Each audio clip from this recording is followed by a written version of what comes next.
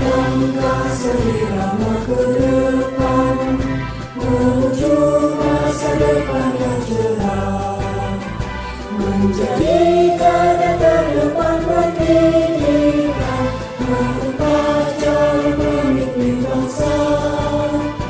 Kami para sivitas akademika, Fakultas Ekonomi dan Bisnis, bersatu tekad sukseskan pembangunan bangsa, menjadi ekonom terlatih terbimbing di bawah panji alma mater tercinta, Universitas Jember. Siap tunaikan tridharma perguruan tinggi, kuatkan semangat jiwa Pancasila. Hidup Fakultas Ekonomi dan Bisnis, kita jayalah selamanya.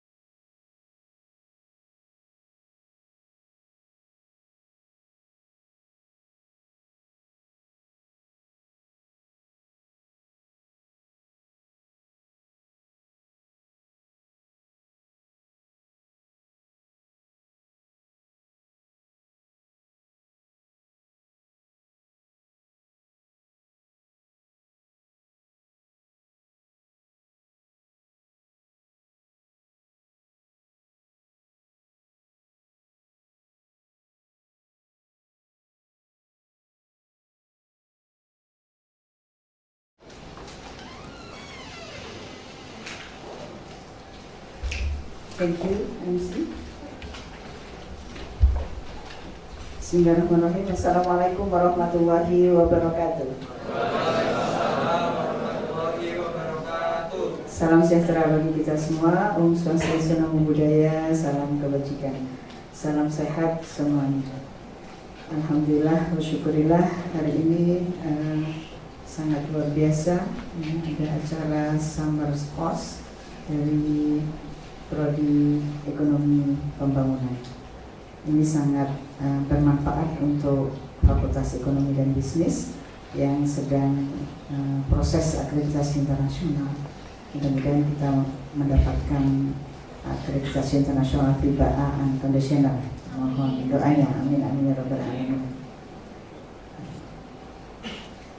Bismillahirrahmanirrahim. The Honorable, the Lecturer of the Universidad Panamericana Mexico, Dr. Miguel Angel Esquivias Padilla, MSI. Selamat datang ya. Beliau ini meskipun dari Meksiko tapi pintar bahasa Indonesia, alhamdulillah. Karena dia sudah lama beraktivitas di Indonesia, ya luar biasa. Beliau sudah mencintai makanan Indonesia. Sudah cocok dengan makanan Indonesia. The Honorable Lecturer in the Faculty of Economics and Business, University Malaya Sarawak, Ibu Dr. Rosita binti Hamdan. Selamat datang Ibu Rosita. Alhamdulillah. Mudah-mudahan dosen-dosen FIB bisa ke Sarawak nanti ya. Bahkan ke Meksiko mungkin ya. Jauh. The Honorable Head of Study Program of Development Economics University of Jember, Dr. Herman Cahyo Diarto, juga sebagai PIC dari this program. And then moderator of this program, Dr. Zeki, ya, SA MSI, alumni from Munnar and also from England, ya, Zeki ya, luar biasa. Okay, and my beloved audience ya. Jadi luar biasa acara ini, audiennya ya, yang saya hormati. Ini ada Pak Kajur ya, Head of Department, Pak Dr. Teguh ya. Selamat, ini jurusannya mengadakan aktivitas yang luar biasa. Kemudian Secretary of Department Dr. Dwi Yunita ya. Dan juga para dosen ya, panitia yang luar biasa. Mahasiswa S3 juga ini ya. Mahasiswa mulai dari S0, S1, S2, S3. Student body of Faculty of Economics is 5,000, ya, 5.000-an ya. Alhamdulillah kita termasuk fakultas yang besar. Kemudian yang mengikuti secara daring ada beberapa dari luar ya, dari Filipina dan juga dari Thailand. Luar biasa caranya. Ini ada mahasiswa dari Papua juga mungkin ya. Ya. Alhamdulillah. Di FEB sebenarnya juga ada beberapa mahasiswa dari Timor Leste pernah, kemudian dari Iran, Madagaskar, Thailand ya, Pak Herman ya, yang sudah lulus kemarin. Okay. First of all, I would like to thank to Allah Subhanahu wa Ta'ala, the most gracious and merciful, who has given us the opportunity so we can gather in the international summer course under the title Green Industry in the Perspective of Sustainable Development Economic 2023, Series 3.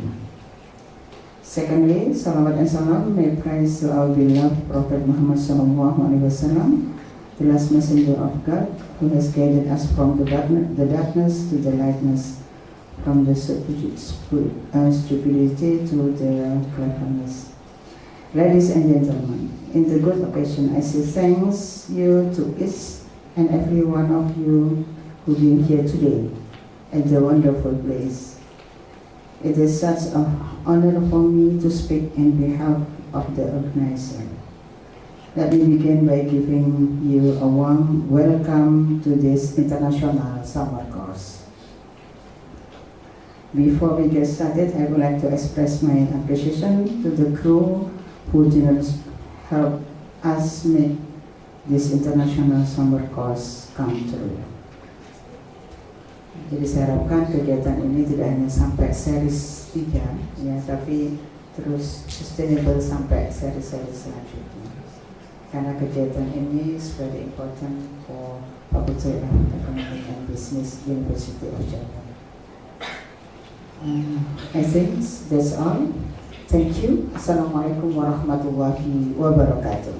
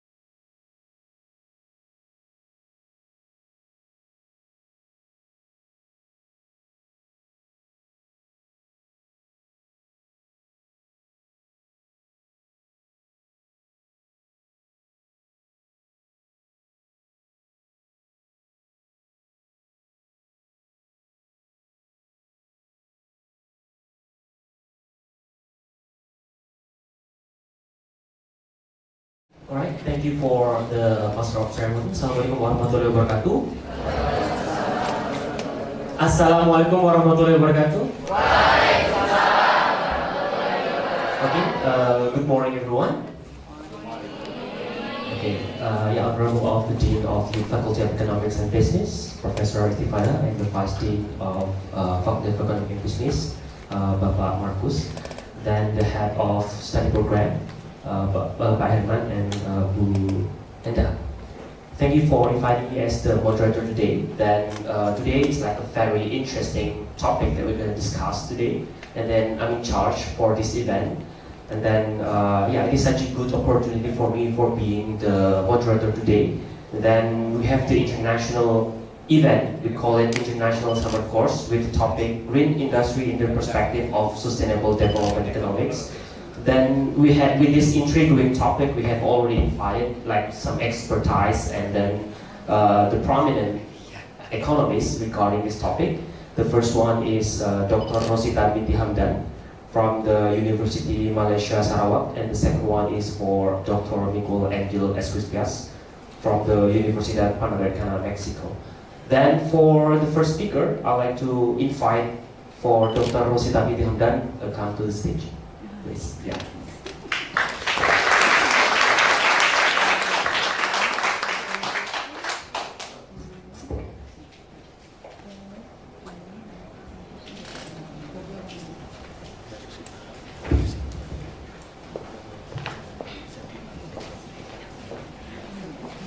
Yeah, thank you, Dr. Rosita. So welcome to Jember.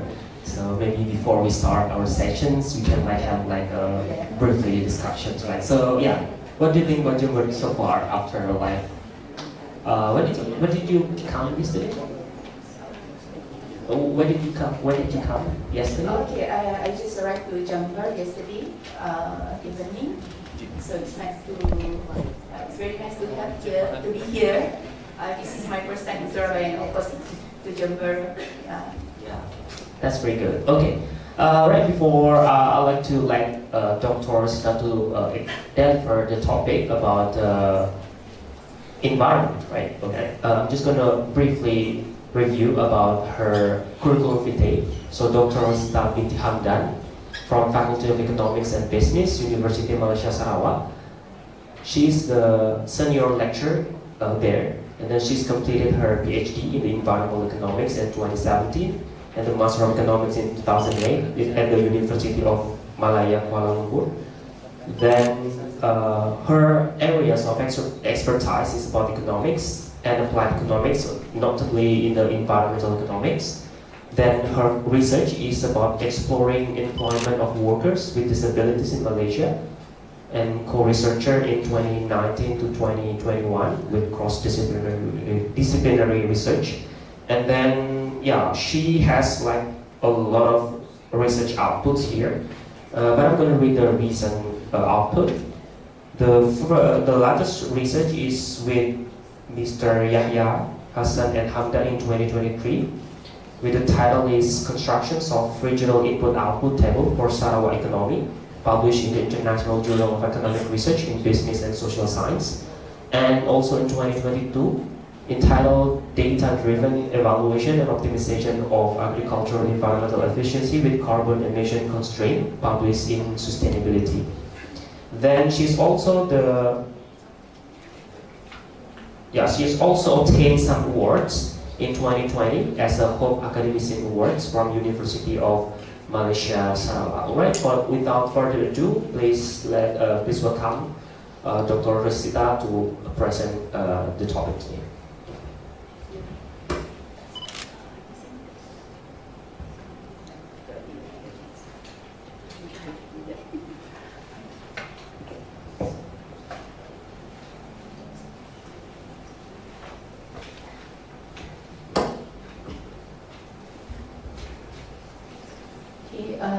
Assalamualaikum warahmatullahi wabarakatuh.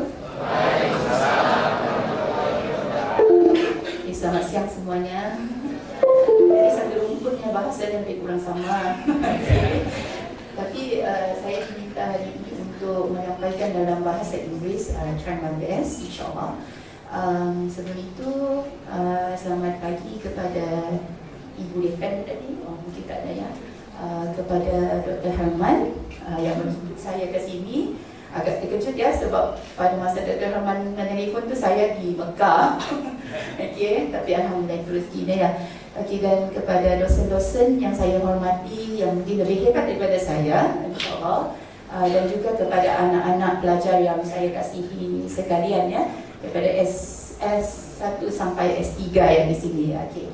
So insyaAllah for today I will present my title that is related to I hope that it suits with this topic that is on the green industry. So I just use the main themes of this topic to put as my title.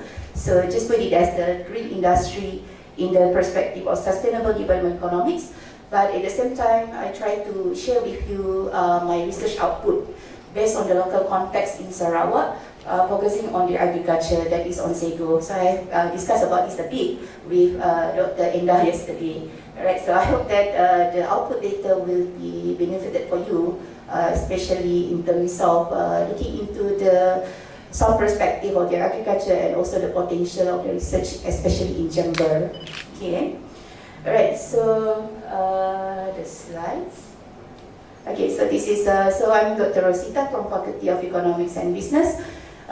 In my faculty, actually my field is in environment economics, but my research is more on the agriculture economics since there are so much demands on the agriculture side research, especially in Sarawak. But originally, my research is actually focused on the climate change. Last time it's related to the aquaculture, but now it's more on the socio-economic studies of the agriculture. Alright, so I'm one of the lecturers under the program of economics. Last time I was the program coordinator. I just retired from that DC. Alhamdulillah, so I have so much time on my research rather than the administrative work. Alright, so next. Thank you. Okay, I'll start with just a brief about the green industry and also the context of green industry and also the response regarding on the development countries. But the half parts from my lecture will be on my based on my experience doing research. Focusing on the Sego wastewater treatment plant in Mukah division Sarawak. Okay. As you can see, the first three parts is more on the technical parts or maybe like conceptual theory, but I believe your lecturer maybe are more expert on this, but I just deliver it again. Okay, next. So as we know, now the constraints in the, not only in the economics, globally issues that we have a lot of problem in terms of the price of the inputs or the raw materials, okay? And especially it's also going to be worse because of the oil prices is increased. And at the same time, we also have the economic crisis that also hit to the nation. So this is one of our challenges, especially those who are involved. For example, like agriculture. As I understand, for Indonesia and also Malaysia, agriculture still, although for example, like Malaysia, they are fourth sector, but still it's important for the Malaysia. And of course, I think it's also same with Indonesia. Okay, then to survive in this sector, so most of the industry need to be compete to each other. Then they have to increase their productivity and then reduce the production costs. So that is the basic things, and also take advantage of new opportunities. Okay, then in long terms, we are actually concerned into the relying on the rapid world's available resources depletions due to unsustainable pattern of the consumptions, especially in terms of the materials and also energy, and also the problem of increase in terms of the waste and also pollution, right? Then this also depends on the different patterns of materials and energy of different countries, okay? Then, because of that, now we are actually towards into the sustainable development or sustainable production, because we have most of the industrial, based on the industrial revolution, it forced enterprise or the firms to have blatantly negative effects on their surrounding communities and also the environments. Alright. I hope that I'm not so fast because I'm going to this is me during the lectures. That's why, because of having a lot of students and we are having quite a limited time. So I try my best to be slow. So sorry. Okay, so this green industry, I think this is not a new thing to you. So green industry, based on the definitions of the UNIDO in 2010, it actually means that economics pursues for a more sustainable routes of growth.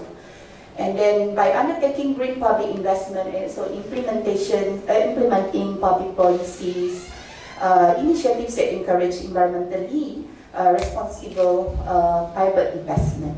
Okay. So that is the definitions for the green industry, and we also have the terms that is greening of industry. So it's actually more into the method, the techniques to attain sustainable economic growth and promote sustainable economies that includes policy making, then improve in terms of the industrial production processes and also resource efficient productivity. So there are many aspects that we need to cover in order to promote for this green industry, not only from the policy makers itself, but also in terms of the practice and starting from the input itself. All right. Okay. Then we also have the green industry initiative, develop awareness.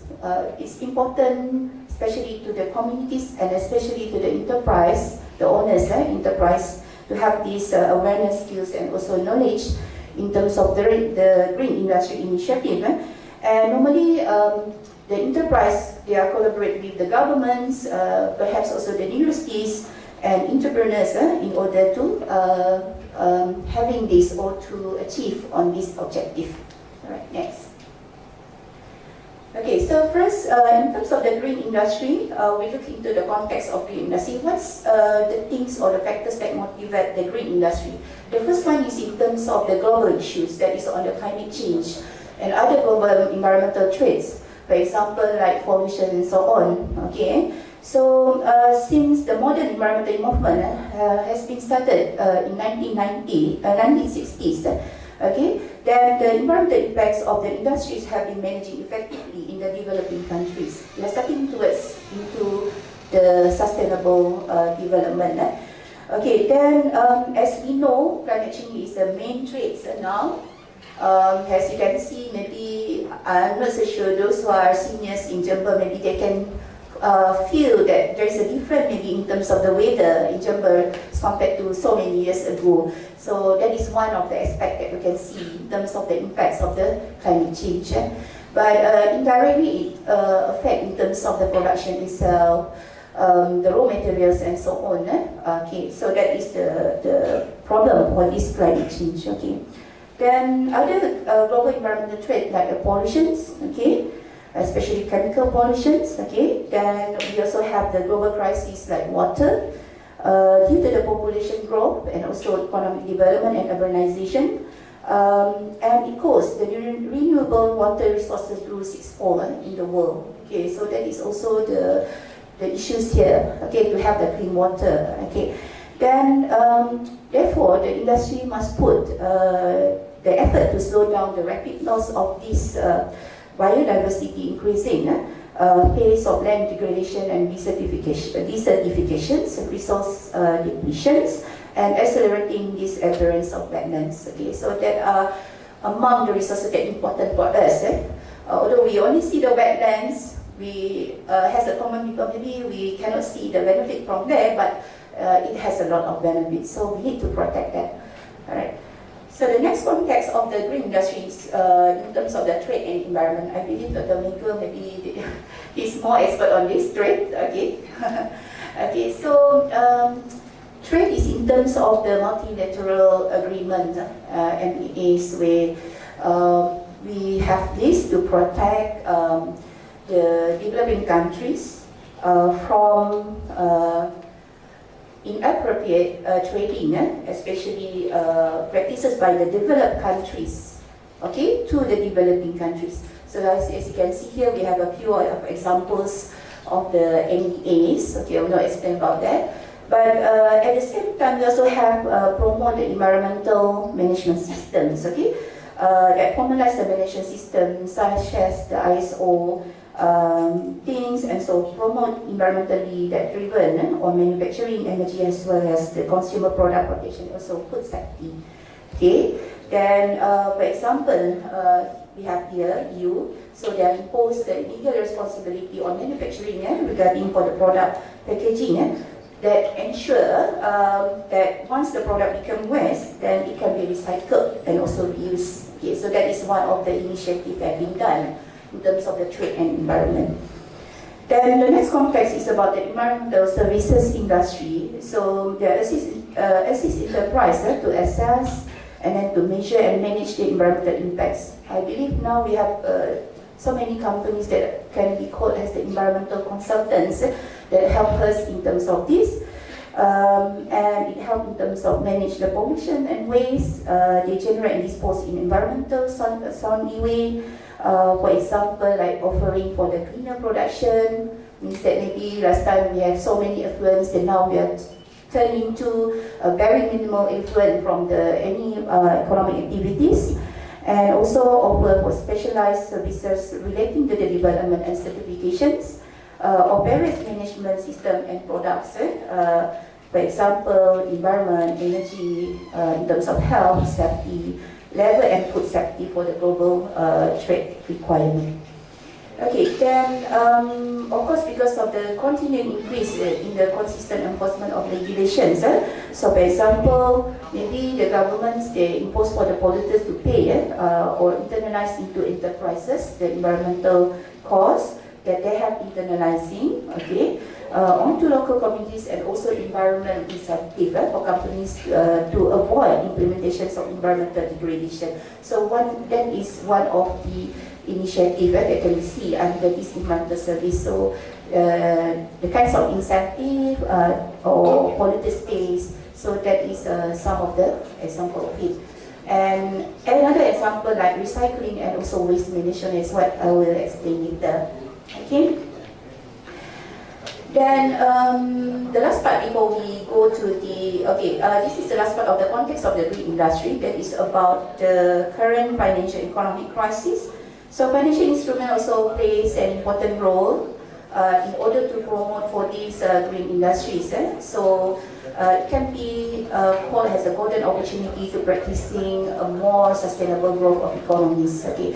So for example, maybe the government they can offer for the broader stimulus package, for example, like public investment and enhancement of the policy that encourage green public investment. All right. So the next part will be on the response by the developing countries into this green industry. So in terms of the response, you can see like a few aspects here. The first one is about decoupling resource consumption from production. Okay. So in decoupling the resource consumptions, there are a few things that we need to put our concerns here. First is maybe we take a step into, the first one is in terms of the production systems. So we try to maximize the resource efficiency and also practicing the linear production. Okay, so that is the first one. Okay, then the second, one of the example that we can see in terms of the production system is in terms of adopting the 3R strategies. I think this is not a new thing for you, 3R, but now we have the terms called as 5R rather than 3R, right? So 3R, we have reduce, mengurangkan, kemudian recycle, kita menukar balik, for example, the plastic into the other things. Okay, then reuse, mengguna semula macam botol air mineral itu kita gunakan balik ya untuk air botol ya. Okay, so that is reuse. But there is another two concept that is now quite popular, that is known as the refuse. We are refused to use the plastic bag. I think maybe most of the mall, especially the big mall, they are into that. Okay, so dia tak bagi plastik lagi. Jadi kalau tidak bawa bag itu, jadinya kena bawa tangan untuk angkut semua barang. Okay, itu the thing. Then after that, repurpose. Repurpose means that maybe you convert the plastic bottle into like some handicraft and so on. Okay, that is repurpose. So Why it's important, especially in developing countries? Because we actually use 3 or more times of materials and energy than their equivalents in the developed countries. Okay, so materials and energy costs are actually between 40% to 60%. Operating cost of enterprise in developing countries as compared to developed countries. Okay, kita ni developing countries kan. So developing countries dia sudah kepada sustainable. So dari segi cost itu lagi rendah sebab dia lebih efisien berbanding kita di sini. Dan maximize the efficiency by use their energy and raw materials. Adopting cleaner production, pollution prevention, green productivity or similar approaches to reduce and also the operating costs. Okay, so that is the other aspect. Then another way is actually we are trying to switching from non-renewable sources of energy to and also material to renewable sources or materials. So for example here maybe we have the solar. Okay, representing industry green electricity instead of using the hydro power, but now we are moving to the solar panel, right? So that is one of the example, and also the biomass. Okay, next. Okay, then the other thing is about the product design. When talking about this, I remember about my operation management. So there's a lot of things about that related to this. Okay, then. Product design itself also can help in terms of promoting this green industry by redesign the product so that contains fewer materials, so it's easy to dematerializations. Okay, then product consume less energy, less water or detergents. Okay, then also energy efficient product, for example like the bulb here. Okay, right. Then in terms of management system, we are towards into certifications, right, by the third parties. Okay, so increases the value to the enterprise, especially when they want to go beyond or into the global. Okay, by setting the standards needs to adopt by enterprise based on their business model, and also corporate responsibility approach, CSR. So that is one of the techniques. The strategy that have been done in this green industry. That embraces all the environmental and also social impacts. Okay. Then of course the government plays an important role in terms of the awareness raising, capital capacity building, then development transfer of more efficient production technologies, and creations of specialized industry support institutions, for example from the academia like us, maybe especially maybe from the engineering, they are into the technology, like us economists, or maybe from the business, we are into looking into the impacts in terms of the socio-economic itself. Then that will help in order to promote for this. Okay. Then also implementing for the procurement policies that favor goods manufactured with smallest environmental footprint. Okay. Then the next response is in terms of reducing industry's impacts on the local environment. So this is actually you can see in terms of the waste and pollutions. Okay. So some of the industries now they are more into like try to reducing to the acceptable level of its environmental impacts on the local environment and the area. So we try to minimize the excessive waste and pollutions or neutralize the environmental impacts or dispose in environmental friendly. So again, in this response, actually government also played an important role. For example, maybe they are actually implementing for the market-based instruments, for example like tax, and also strengthening in terms of the enforcement, investment for the public waste management, and also more into encourage entrepreneurs for environmental business and services centers. Okay. Next.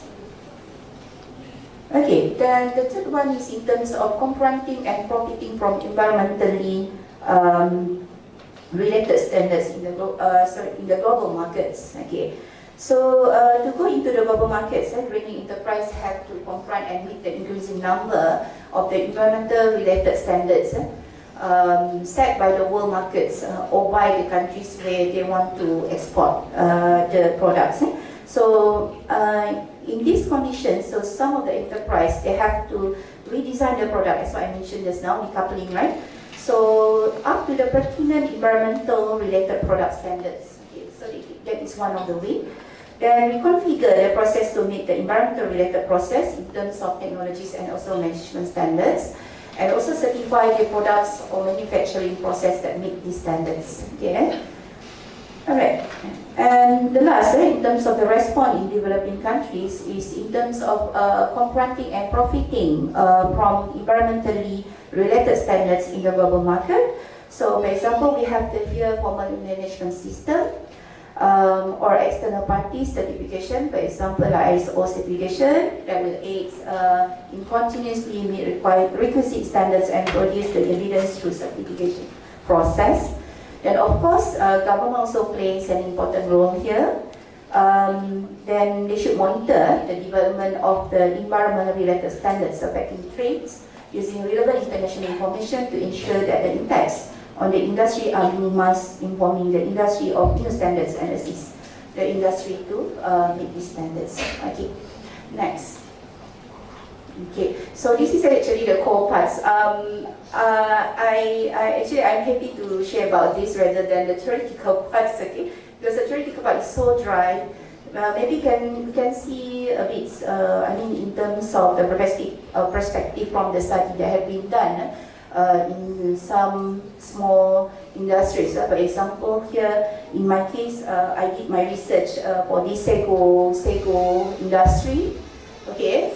So I believe in Indonesia we also have Sego, but not from this region, okay? But in Sarawak, because Sarawak is actually almost same size with the Peninsula Malaysia, we're quite big, and we have a lot of ethnics, the minorities in Sarawak. Perhaps the biggest ethnic is actually Iban, not Malay, as compared to Semenanjung Malaysia. So it's different in our case. So actually, what I'll share here is based on the two research that have been conducted for the Sego industry. First, I will share you a brief in terms of the socio-economic aspect of the Sego smallholder farmers in Muka, Division Sarawak especially. And also after that, we see in terms of the Sego wastewater treatment plant, how does it give a benefit to the local communities. Okay, next. Okay, actually, this is based on my research with my team members. As you can see, I just want to promote. Actually, one of the members here is actually Indonesian. She's Bapak Dr. Rayenda Krishna Brahmana. I think he's quite famous in terms of finance. And now he's joining the Coventry University, not anymore with Unimas, but still working with him. Alright, and then we also have the different members from the same department and also from the finance, okay? Alright, next. Okay, why we are focusing into this Sego? Because of Sego is actually one of the important agriculture production in Sarawak, and significantly to the Melanau people. So we have the ethnic called as Melanau. So and based on the information, Sarawak is actually the third largest contributors to the dry starch from the Sego to exports to the world, especially to the Japan. Okay, because of there are many potential that can be being produced from this dry starch of the Sego. Right. So as we can see here, I start with the Sarawak Agriculture Master Plan. Because of in Malaysia, as I mentioned with some other lecturers here, Sarawak is actually a different case with other states. Di sana kami panggil negeri ya, di sini mungkin apa? Province ya. Di sana negeri, Malaysia nya negara. Okay. Jadi negeri. Jadi as compared to the other states, Sarawak is very unique in terms of the management of the resources, because of we are quite large in terms of the geographical aspect.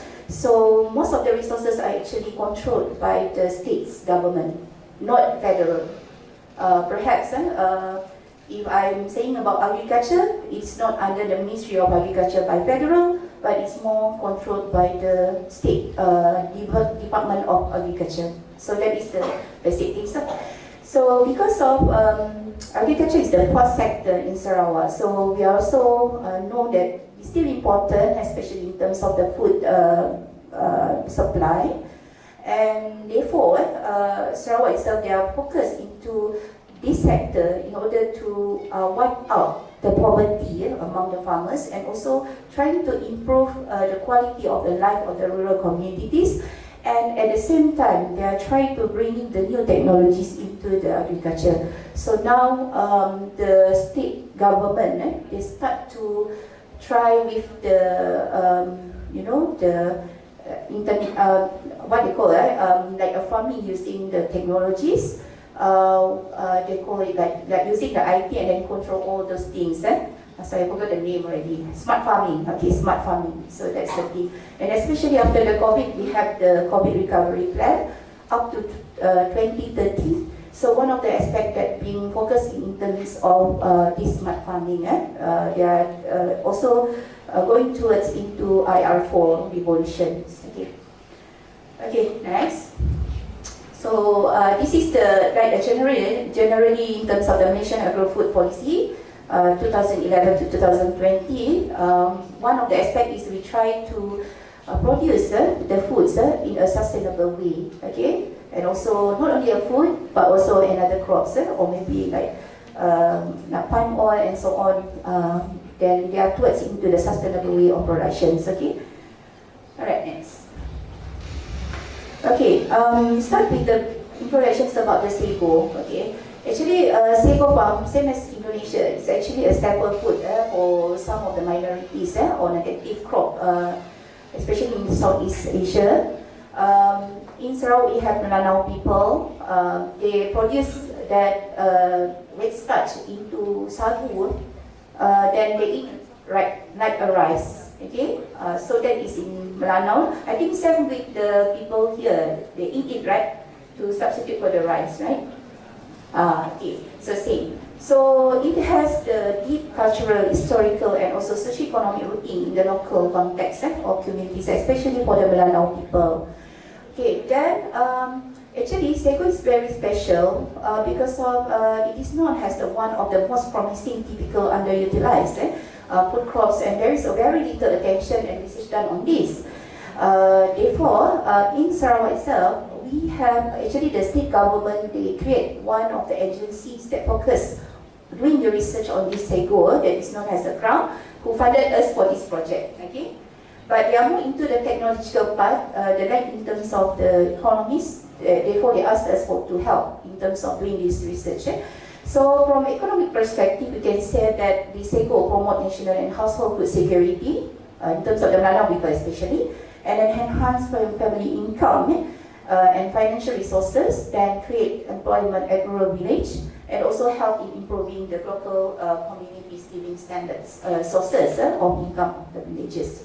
Okay, next. Of course ya, ini adalah Sarawak, sebelah tanahnya Kalimantan, jadi kita ini serumpun. Okay. Jadi berjiran ya. Okay.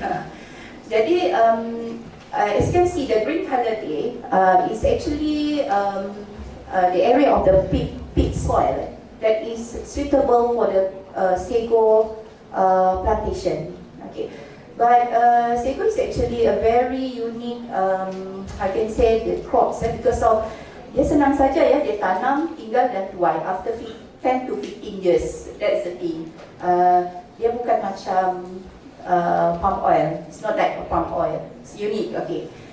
Okay, next. So this one is actually located focusedly in Mungkah and Dalat. Okay. But we also have the other sago area in Balingan and Batong, but it's very small production and it's not so active in terms of the sago starch production. The main location for the sago starch production is actually at Mungkah and Dalat. So Mungkah is the divisions. We also have a district called Mungkah at the same time, and also the small district under Mungkah is Dalat. Okay. So di sini districtnya dipanggil kecamatan. District is kabupaten. Oh, kabupaten. Division is kecamatan. Oh, division is kecamatan.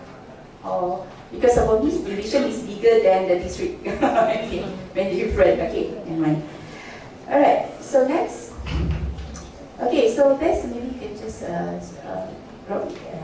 okay, as you can see here, based on our first research, we start with the socio-economic assessment of the sago industry in Sarawak. So based on our studies, here we actually focus on the smallholder sago farmers. So we have 697 respondents. Okay, then average of the farmers is actually 59 years old. It is quite serious because as you can see, the older people who are actually active involved in this industry rather than young people. And we have the range of the respondent from 80 to 87 years old. Okay. Then from here we have 70% from male respondent and 30% female respondents. As you can see, majority in Muka is Melanau people, and also we have Iban, big Chinese and also Malay. Then of course, because of demographic, need to ask whether they are single or married or widow or widower. Majority are married. Okay. Then of course, educational background, because we are talking about the smallholder farmers.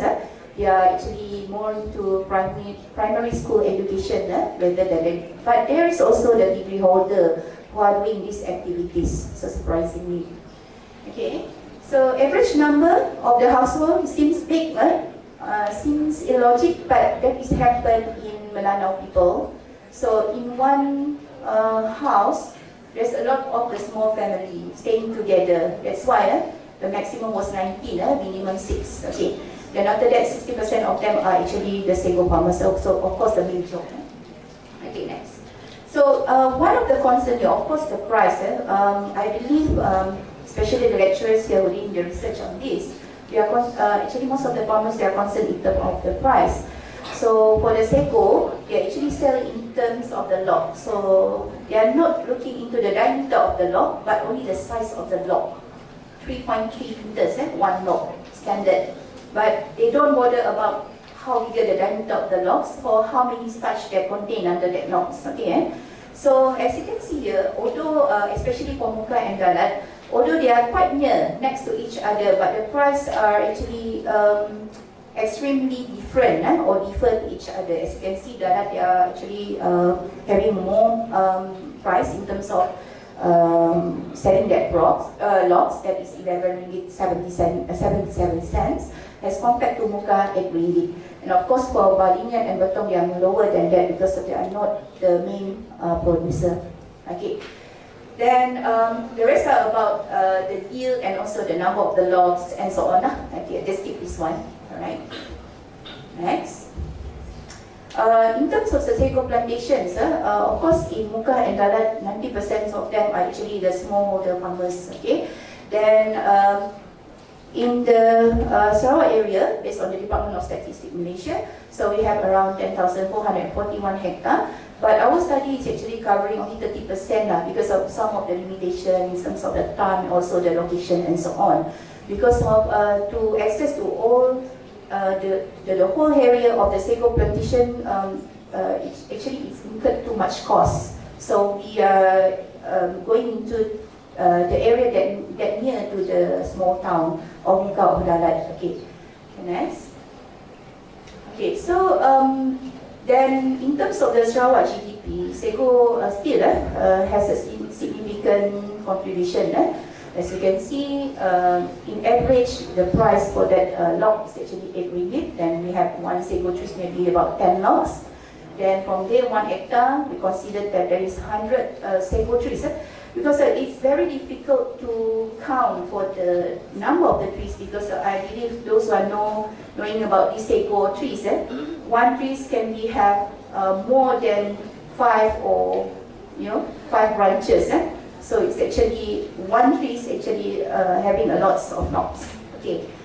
Then 60% of the sago farms acreage is actually fully utilized with the plantation, and based on the calculation on 2019, because of this study was taken on that year, so the contributions to the Sarawak GDP is about 149 billion. Okay, 724 billion thousand. Okay, billion thousand. Okay, so that is based on that 2019. All right, next.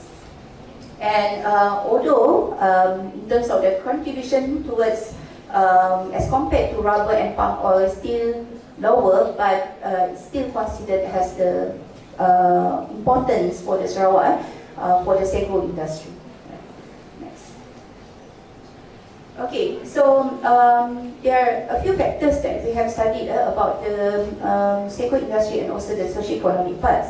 But based on those factors, actually the self-harvesting, okay, when the farmers they are doing the self-harvesting rather than hire the workers, and also the total acreage of the sago areas will give a significant impact to the sago farmers' revenue. Alright, next.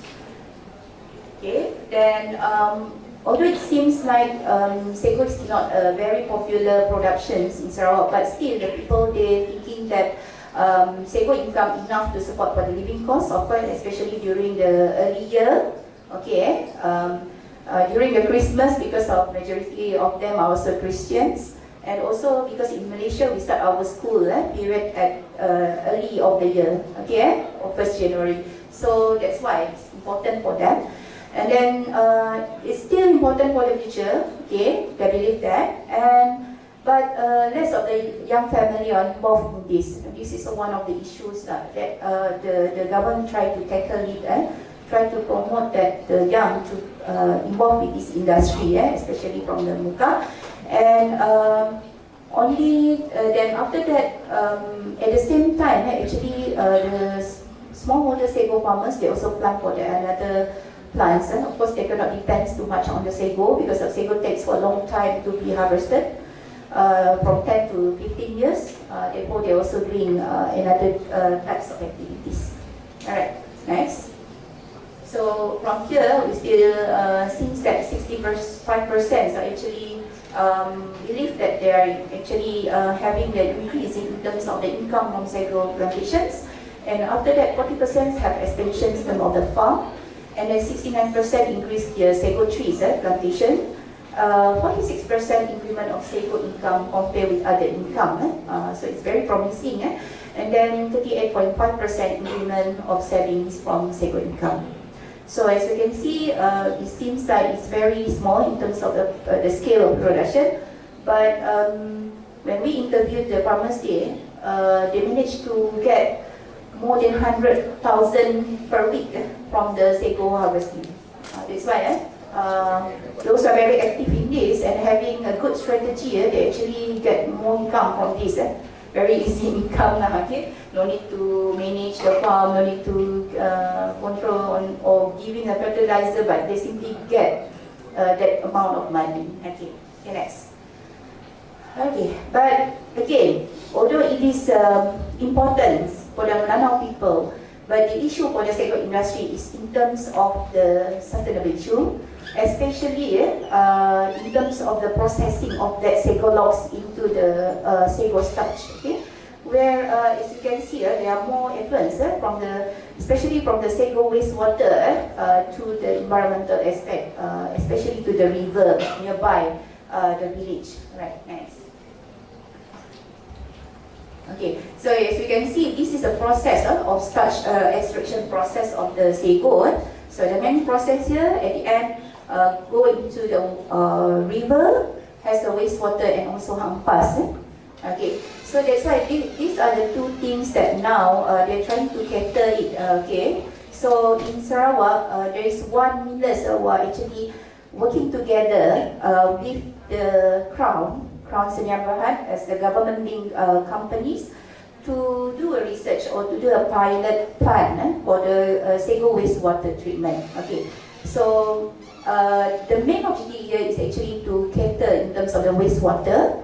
Also, although we see it's the water, but actually it's contain the starch and also some hampas. So if you just simply apply it into the river, then it will affect the river ecosystem. So that is the issue. So, and for this company, they start to do this because of they actually get a penalty from the Department of Environment last time because of that problems that is near to their mills. Okay, right, next. Okay, this is from the traditional processes of the sago. As you can see, there are many ampas, and also see they put it into the water and see that is a sago log. Okay, so normally for the Sego industries, they are near to the river because they want to bring that log. It's very heavy, so it's easy to drag it from using river. Okay, so this is based on the traditional way lah. But for the factory, I cannot get a picture. Okay, because sensitive for the owners, right? Okay, next. Okay, so as we can see here, because of this issue, then related to this in green industry, of course, the Sego waste management is important, okay? Because of it can reduce the environmental impacts and also increase the socio-economic performance.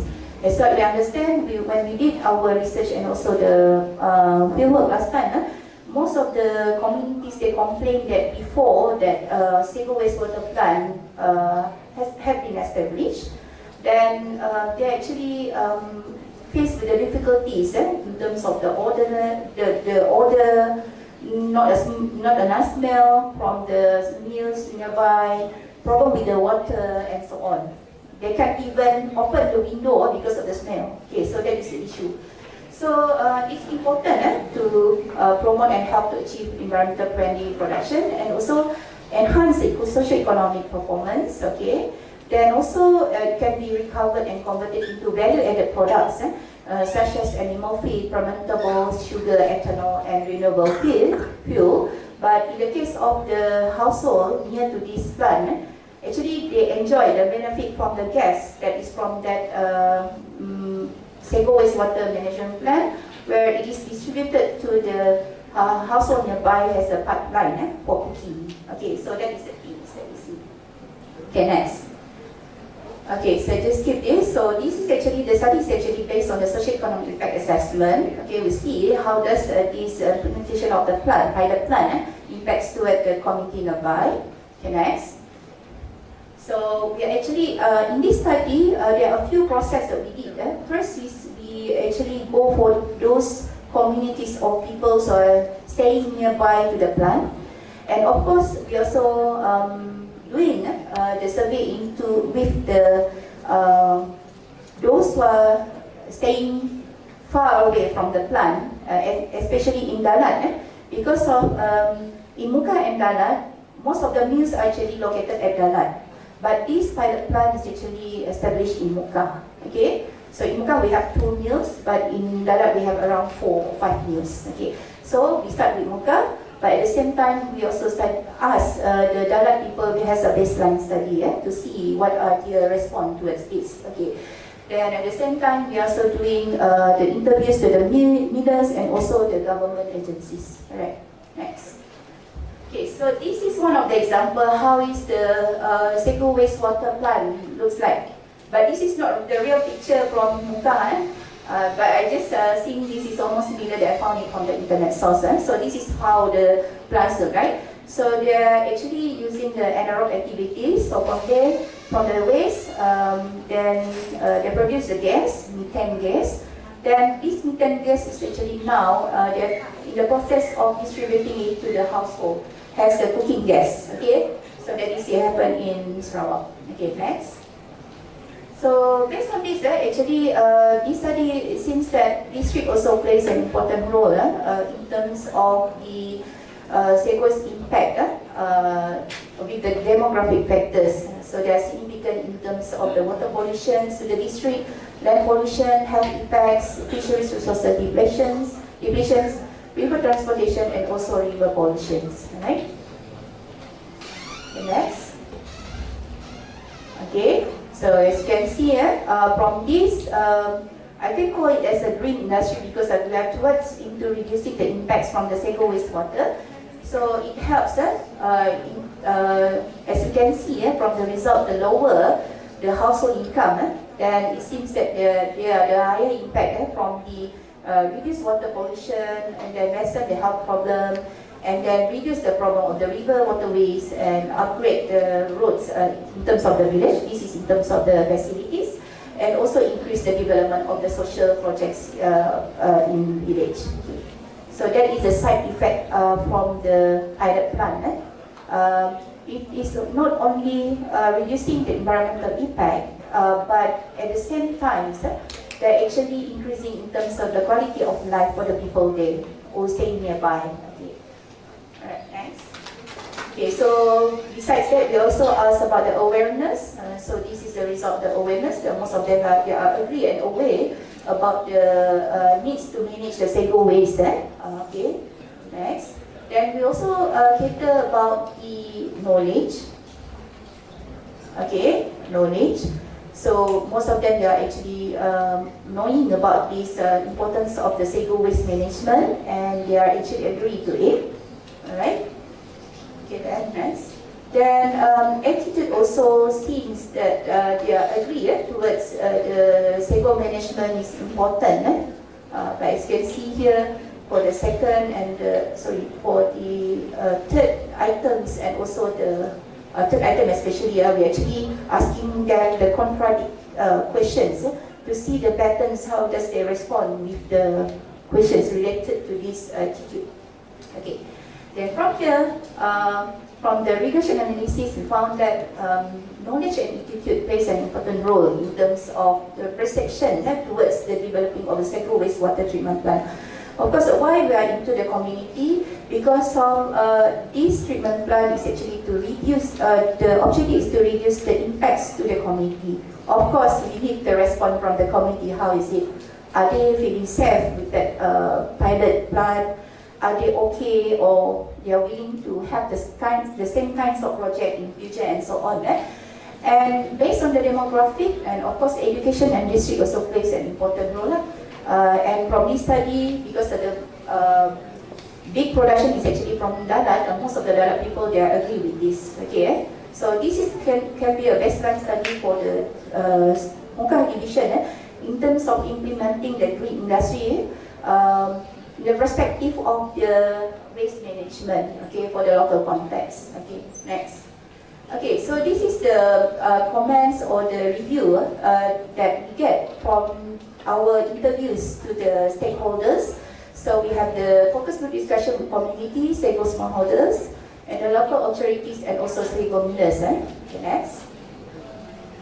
Okay, as you can see here, they are complaining about how does the Sego industries and the millers affect towards the environment here. There are so many effects in terms of the fishermen's income, then authentic marine life, okay, because of they are actually, last time they are having a marine borer, ikan seluai, so that are actually the common species they have before the Sego millers is actively involved in that area.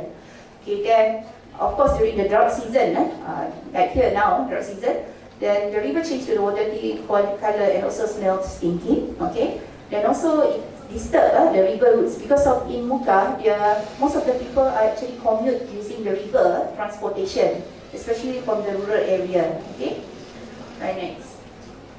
Then they are aware about this, and of course, they agreed that the pollution was partly caused by human attitude also.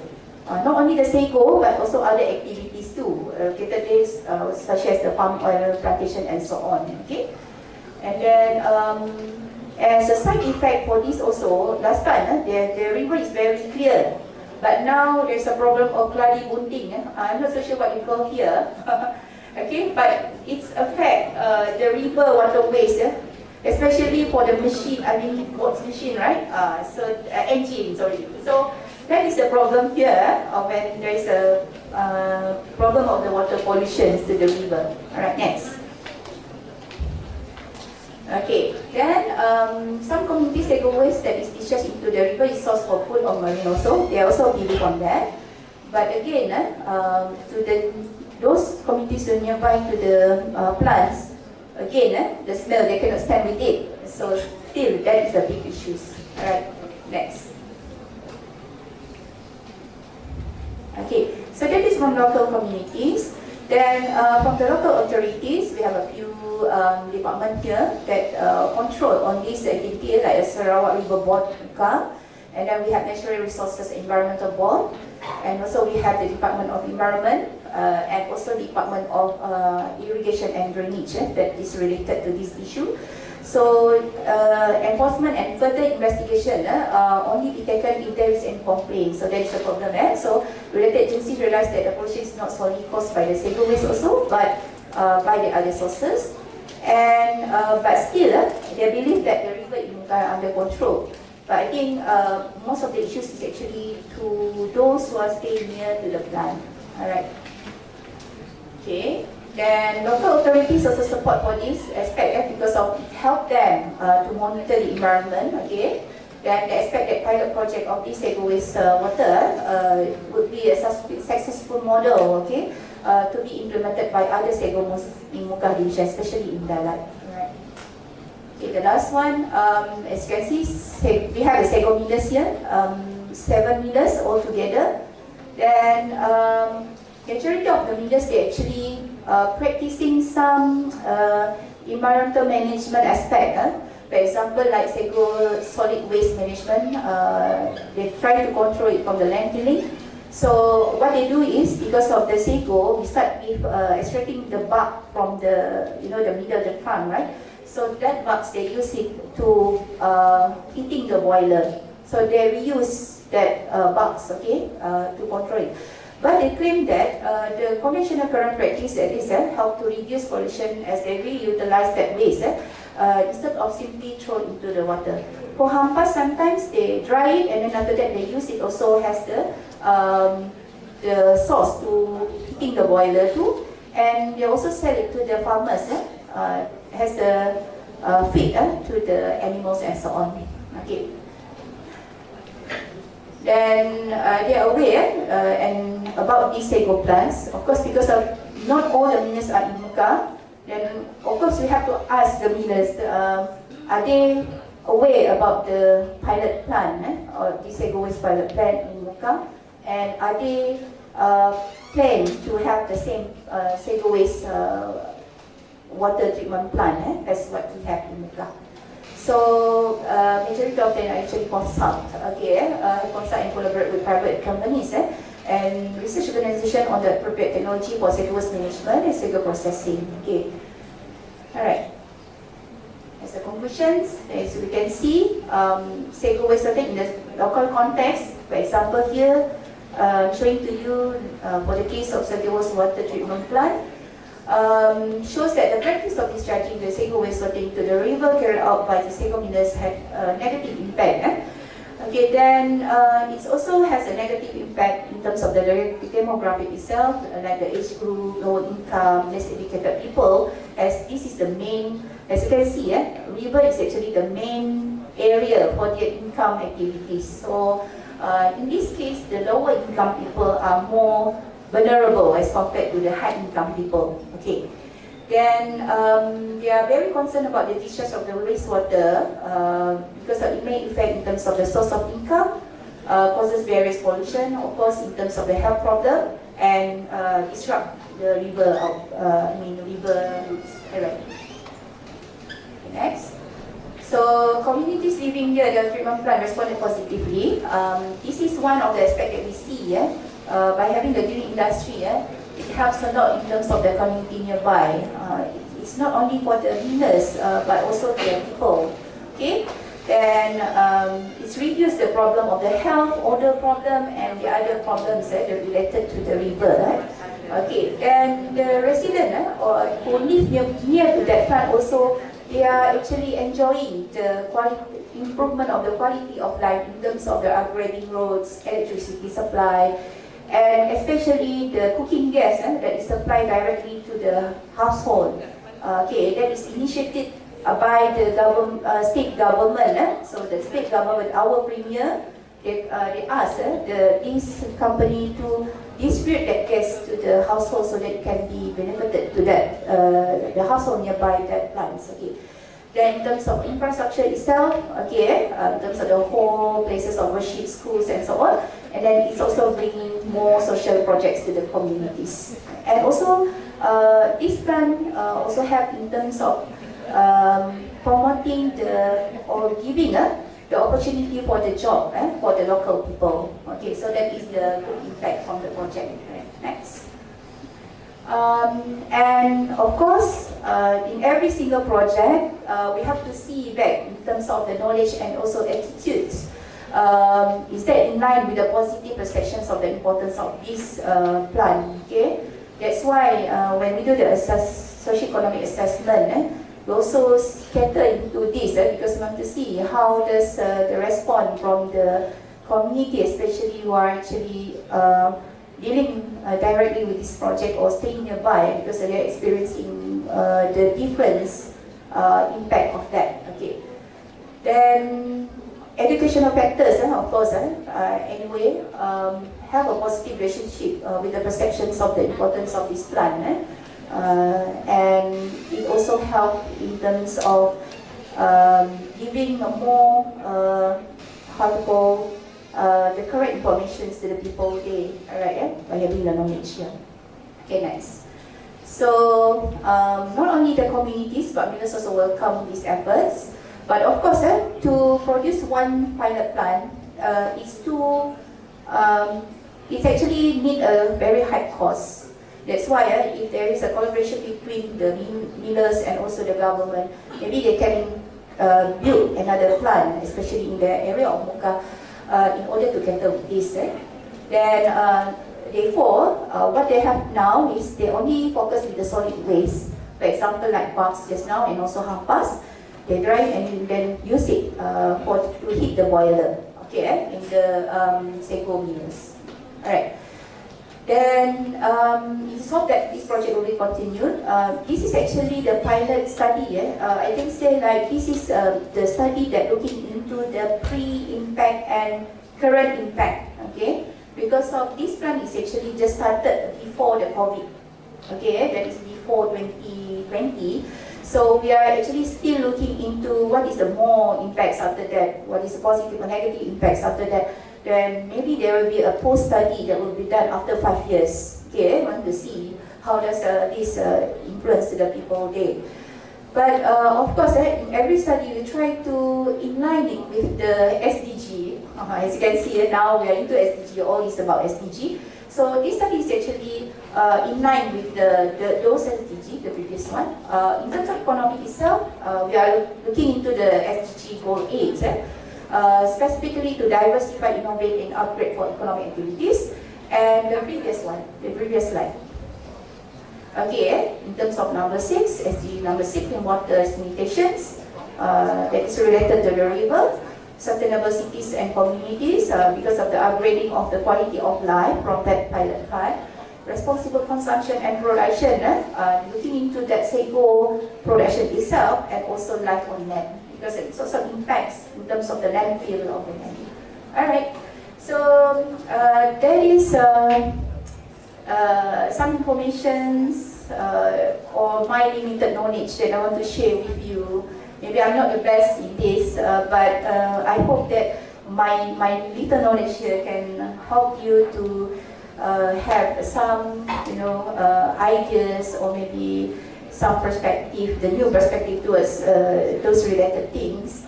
And I hope that this will benefit you. So this is only the pictures that we did, our survey, our FGD. Okay, next. There's 3 pictures, okay. So this is our team. So I bring my students and also the local people to do the survey here. Okay, next. Then also, of course, the LGD. Okay. So I would like to thanks actually to the Crown Research. Actually, this is my industrial grant with Crown Research Sdn Bhd. This is a government-linked corporation in Sarawak. So they funded us for the 2 projects. As you can see just now, those findings actually from these 2 projects. From the first one that is on the socio-economic baseline study for these smallholder Sego farmers. And the last one is from the impact assessment of Sego wastewater treatment plant or management in Muka, Division Sarawak. Alright, so with that, thank you. Okay, I'm so sorry if there is a limitation for me, but I hope that you enjoy it. Yeah, thank you, Dr. Rosita, for such great presentations. Yeah, so maybe before we have like a question and answer, I'm just gonna try to like give like a summary regarding what you have like delivered before. So you have addressed also about the rice substitution in Malaysia is using the sagu, right? Jadi kalau yang mahasiswa di sini yang belum tahu sagu itu sagu. Ya. Jadi it's like the substitution because they are not very familiar with sagu here. So substitusi beras kalian apa kalau boleh tahu? Jagung. So they are the substitution of rice is corn instead of the sagu itself. So because actually children here say that they cannot say they have eaten not before they eat rice. Jadi mereka belum makan kalau belum makan nasi seperti itu biasanya anggapan. Jadi rice is the top of all, something like that, right? So yeah, maybe before we also try to like give you opportunity to inquire about the presentations of the topic delivered by Dr. Rosita. Maybe I'm just giving like the lighter of the question before. So you also like try to propose the idea to have the sago wastewater treatment, right? So maybe when you are conducting your research, is there any like resistance response from the traditional farmer there? Because basically in Jember itself, we are concerning on tobacco and then also about cocoa, something like that. We are also concerned on agriculture. But the thing here is like people here are more traditional and prone to the resistant response regarding the like modern or sophisticated technology. So did you also find that kind of thing in Malaysia? Okay, in the case of Sarawak, I think if we talk about the farmers, it's more on my first research that is on the the smallholder sago socio-economic assessment studies. So some of them,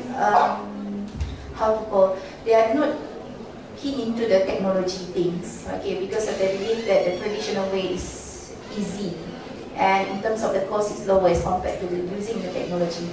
But they say that if it is provided by especially the local government, or maybe there are some collaboration with the companies, then they are keen into that.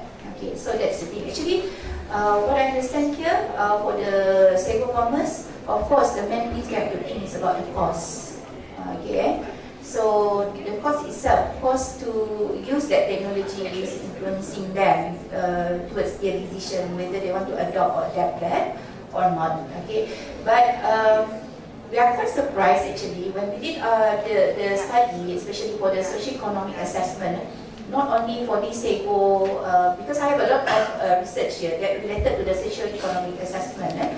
So most of the people, they are actually welcoming for that kinds of study because of, they say that before this, there are no people who are concerned about their problems. So when we did these kinds of the research, then they are actually happy with that. Then they're knowing that maybe from this study we can contribute some things to the community later or in future as well. Okay. But of course, I can say only minority are they are opposed towards that idea. But most of them, they are happy if there is some changes, especially in terms of the technology itself, we can bring it into the agriculture activities. Ya, thank you. Jadi pada dasarnya adalah mungkin kan di sini mahasiswa kan banyak yang ingin melakukan skripsi atau penelitian gitu ya. Dan memang most of the student here conducted like the primary research to obtain the data for their undergraduate thesis. Jadi kalau yang mau skripsi nanti misalnya ini menawarkan suatu skema atau manajemen dari air gitu ya, water management treatment. The same case. Jadi most of the farmer atau kebanyakan dari petani mungkin di Jember atau di Jawa Timur itu mungkin segannya itu karena memang harus bayar gitu, harus bayar lebih. Kalau misalnya memang bisa disediakan oleh pemerintah, ya mungkin mereka akan melakukan saja seperti itu. Jadi memang the biggest challenge here is like whether we can provide them and then we can train them with that new technology. So it's also because the cost itself, whether the technology will be sustained or not. Jadi bukan semacam kita memasang satu teknologi kemudian dibiarkan begitu saja. We have to sustain, we have to maintain the technology until the end. So yeah, maybe do you have any question? Maybe I'll just collect like 3 first questions. Yes, maybe you can make a committee. Can you give the microphone? I'm just gonna grab 3 questions first, and then maybe Dr. Rosita will answer it. Committee, the microphone.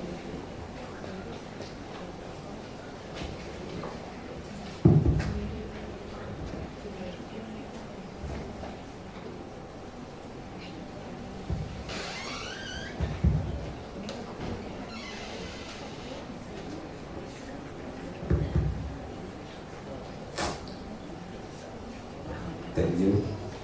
Assalamualaikum warahmatullahi wabarakatuh.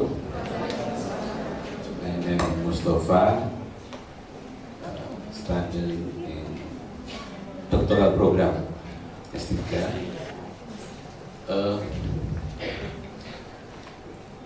Explain the comparison with of green industry sagu with behavior economic.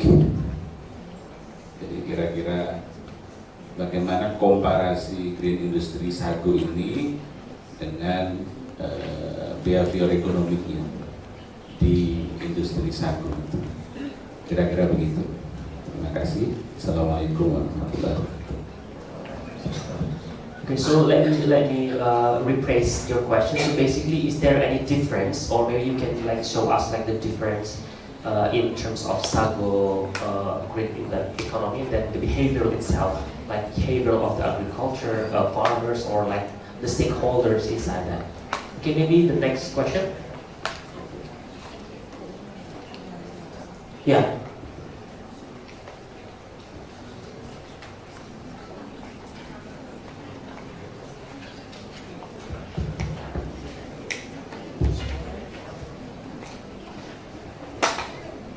Thank you. Assalamualaikum warahmatullahi wabarakatuh. My name is Annie, student Master of Economics, University of Jember. We also lucky Dr. Rosita to have you here, so thank you for coming. Maybe my question is on the topic, but I think this is still in the same line. This is still about water. So Dr. Rosita, I would like to know about what happened in Penang before.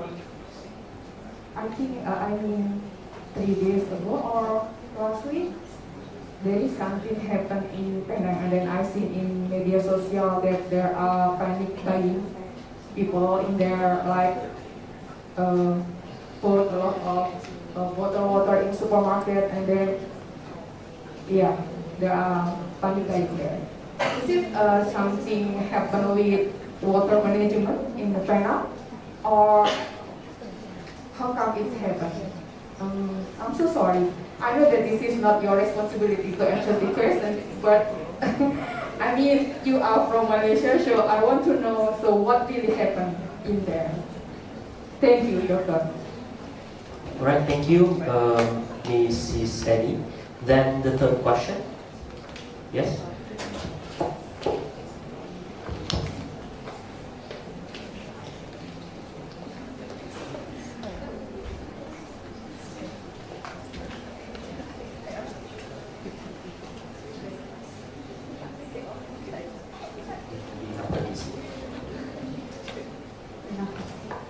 Terima kasih. Assalamualaikum warahmatullahi wabarakatuh.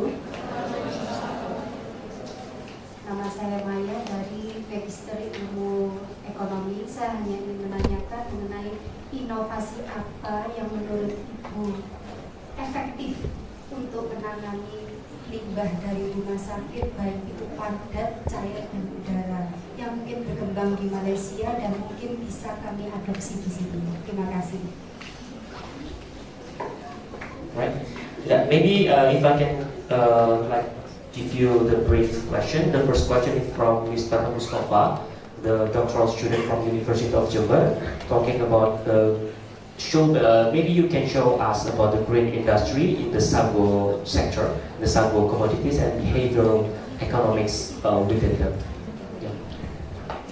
Alright, for the when we do the comparison between the behavioral things with the implementations of the green industry, so I say that the pilot treatment plant, we actually, before we did our survey, we heard a lot of rumors whereby the people, they are not keen into it because of, in the case of Muka, that plant is actually, I can see quite near to the housing area. So they are worried about that, especially when the state government want to implement the pipeline gas distribution to the household. So there are a lot of rumors objecting about this project and so on. But we are quite surprised when we do our survey, and I believe that is after a few sessions of the dialogues with the Crown and with the people there, they are towards into the positive response to the project. But of course, again, they are still addressing that. Maybe next time, if there is a new plan that want to be built for these kinds of a project, it must be far away from the housing area. Okay. Of course, I believe because of we are not getting the whole household at that kampung, because of this plan is actually located to the near to kampung. We call it a village, to kampung. So the kampung people there and also the nearby, they are happy with the project because of within that 2 years, if I'm not mistaken, they can see there's a lot of changes in terms of the environmental impact itself. For example, like the stinky water smell and so on, it's totally reduced, and also it helped them a lot to enjoy the quality of life because of the smell, right? And they cannot open the window because of the smell. So, generally, before we did the survey itself, the people there, especially the head of village, also mentioned that this project is actually helped them a lot in terms of reducing that problem. Okay. Of course, when we study about the behavioral, there will be two. Not all will be positive with the impacts or maybe the objective of the project. There's still some how to say oppose in terms of that project. But so far, most of them they are actually into the positive response to that wastewater treatment plant. And perhaps the people in Darat itself, when they see the results from that plant, they actually ask or maybe call for the new projects for the same plant will be built to the area of the Darat, because of Darat is actually the major producer for the Sebo industry. It's actually in Sarawak, perhaps. Yeah. Okay, that's great. So basically, pada awalnya memang mungkin the researcher worry about whether the villagers, jadi orang-orang kampung di sekitar situ apakah menolak atau tidak, karena memang situ kan mungkin will disturbing about the distribution of water, and the quality of water will be disturbed, something like that. So, but apparently, they are very welcoming regarding this project. So, how is it? Mr. Mustafa? Okay. Yeah, for the second question from Mrs. Annie, the master student of economics, about the panic buying on water. So, yeah, what happened actually in Malaysia recently? Is it something? Does it something has to do with the water supply or water management there? Okay, the case is happening in Penang, right? Okay. Now, because of for Sarawak, we don't have a problem with water so far. I can say like that. And, except for those who are from the rural area who are not having the water pipe yet. Okay. But in Peninsular Malaysia, because of, especially for the Penang Island, because they are at the island, so the water storage itself is very limited. And now what happened in Malaysia, I believe in other countries also, they are facing with the hot season, right? Suddenly, because of the anomalies or maybe the El Nino, I'm not so sure. Okay, because of that, they are panic. Because of the water supply itself starting to reduce. This is not only happened to Penang, but also quite some time in Selangor, because of the water supply itself is very limited. And as you can see, Penang, Selangor, they are big cities. The populations are very big, and they are very what we call padat. Okay. That's why most of the people, because of maybe there is some rumors, then they panic that they will not have the clean water later on, so they start to buy the mineral water and so on and stock it. That's why there's a panic buying because of that, because of some rumors. Okay. But in terms of management, I believe they try to actually, I can say there's no 100% efficient in terms of the management of the water, but the government trying to improve it from time to time. And when there is a limitation in terms of the water, maybe the water shortage, then the government try to supply the water by using the lorry tank lorry tu, okay. Then they bring it to the residential area to help the people there. Yeah, so that is happen usually in Malaysia, right? Especially to those states who are having limited in terms of the water storage. Yeah.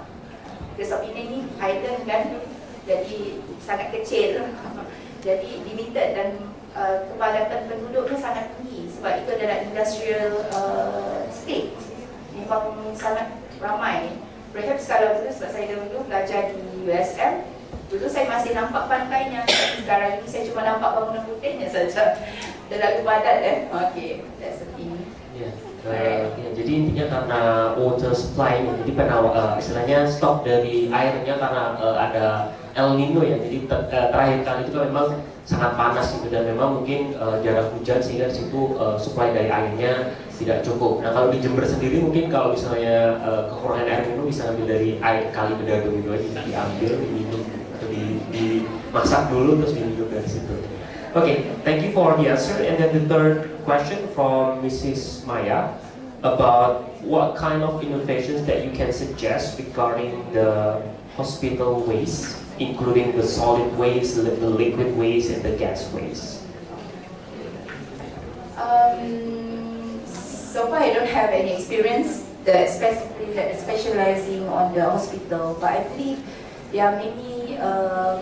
I believe the hospital itself has their own system in order to cater with the waste, right?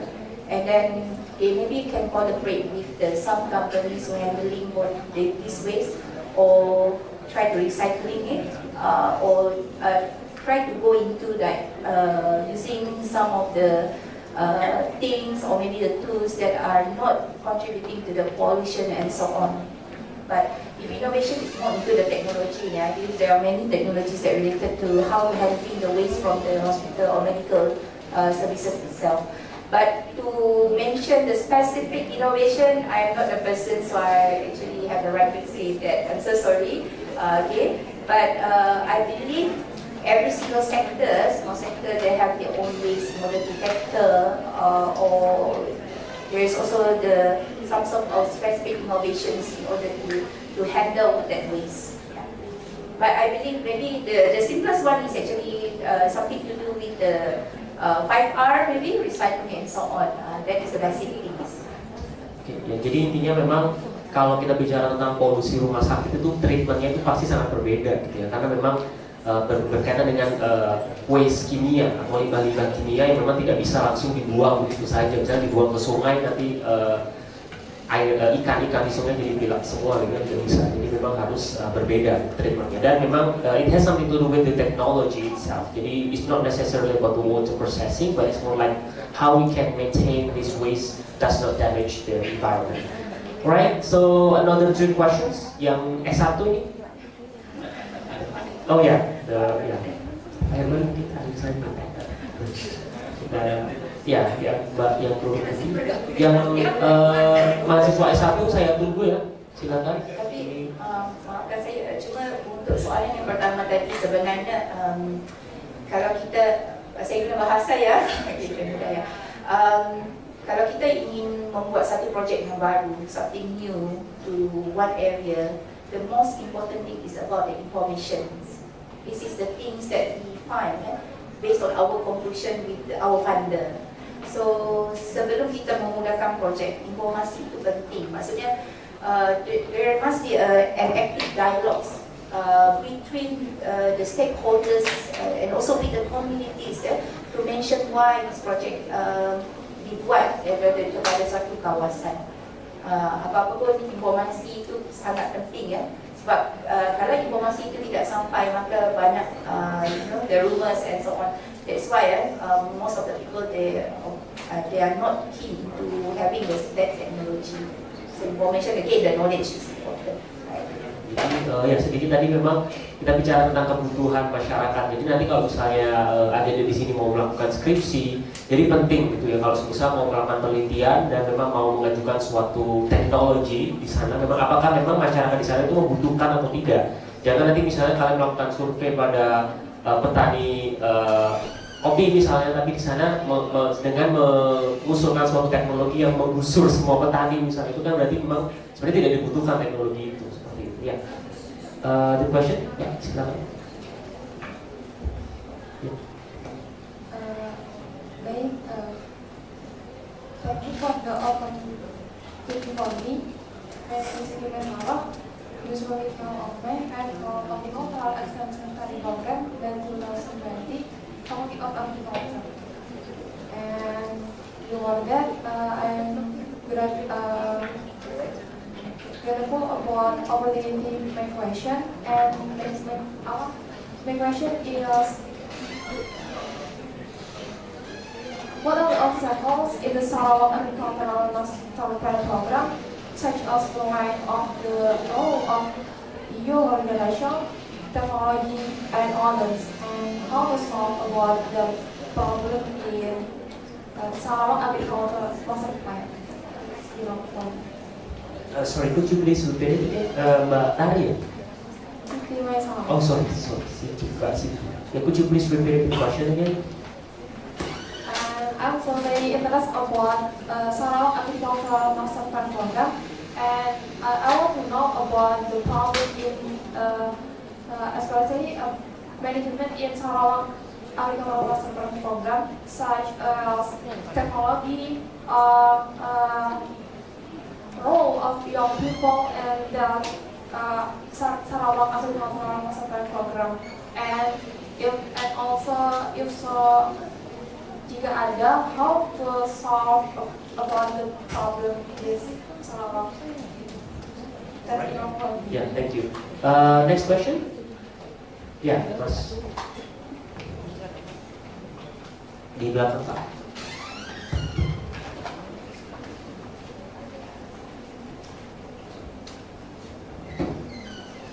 Thank you for the opportunity. My name is Faisal Sudarwanto, and I would like to ask these questions. According to the study or the research paper, it was shown that the average of the farmers' age are 59 years old, and I think it becomes a problem for sustainable production of sago in Sarawak. And knowing that we have some problems here about the lack of interest among the youngsters to become farmers. So what is the solution to increase the interest among the youngsters to become farmers? And I would like to know about to raise the farmers' income as well. Thank you. Right, thank you, Mr. Faisal. And the third question, the second section. Still? Iya, Mas, di belakang dulu. Bapak sebelah kanan. Ya, there are a lot of interested people here. Baik, terima kasih atas kesempatannya. Perkenalkan, nama saya Samsulati dari program studi S1 Kementerian. Di sini izin bertanya, Dr. Rasita. Misal ada kasus di perkumuhan di sungai-sungai di pinggiran kali, itu kan biasanya masyarakat itu kurang sadar akan adanya green industry. Nah, bagaimana yang harus dilakukan baik dari pembuat kebijakan, yaitu dari sisi pemerintah dan juga masyarakatnya yang ada di di permukiman tersebut yang kumuh. Nah, itu untuk menyadarkan masyarakatnya itu seperti apa. Dan di situ tidak ada yang namanya kayak pohon-pohon dan lain sebagainya bisa direboisasi dan benar-benar kumuh. Nah, itu kalau misal kasusnya seperti itu, yang harus dilakukan itu seperti apa? Terima kasih. Alright, thank you for Samsulati. So for the first question from Siti, so she's the agricultural students. She was asking about the problem regarding the management water program and then the role of young generations that can contribute in terms of that program. Is there any progress or development of the young generation role in that water management system? And then if there is any problem, is there any significant progress to solve the problem there? Yeah, is there any like the water? The question about water management, right? Mbak Siti? Yeah, the question is about management water program. Agriculture management. Agriculture di pertaniannya.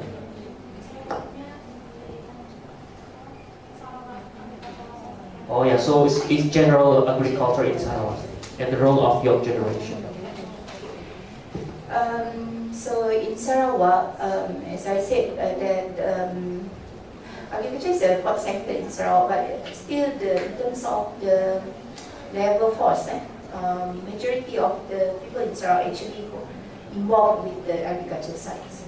And of course, there are many problems that related to agriculture. I believe maybe it's same here, especially in terms of the input price and so on.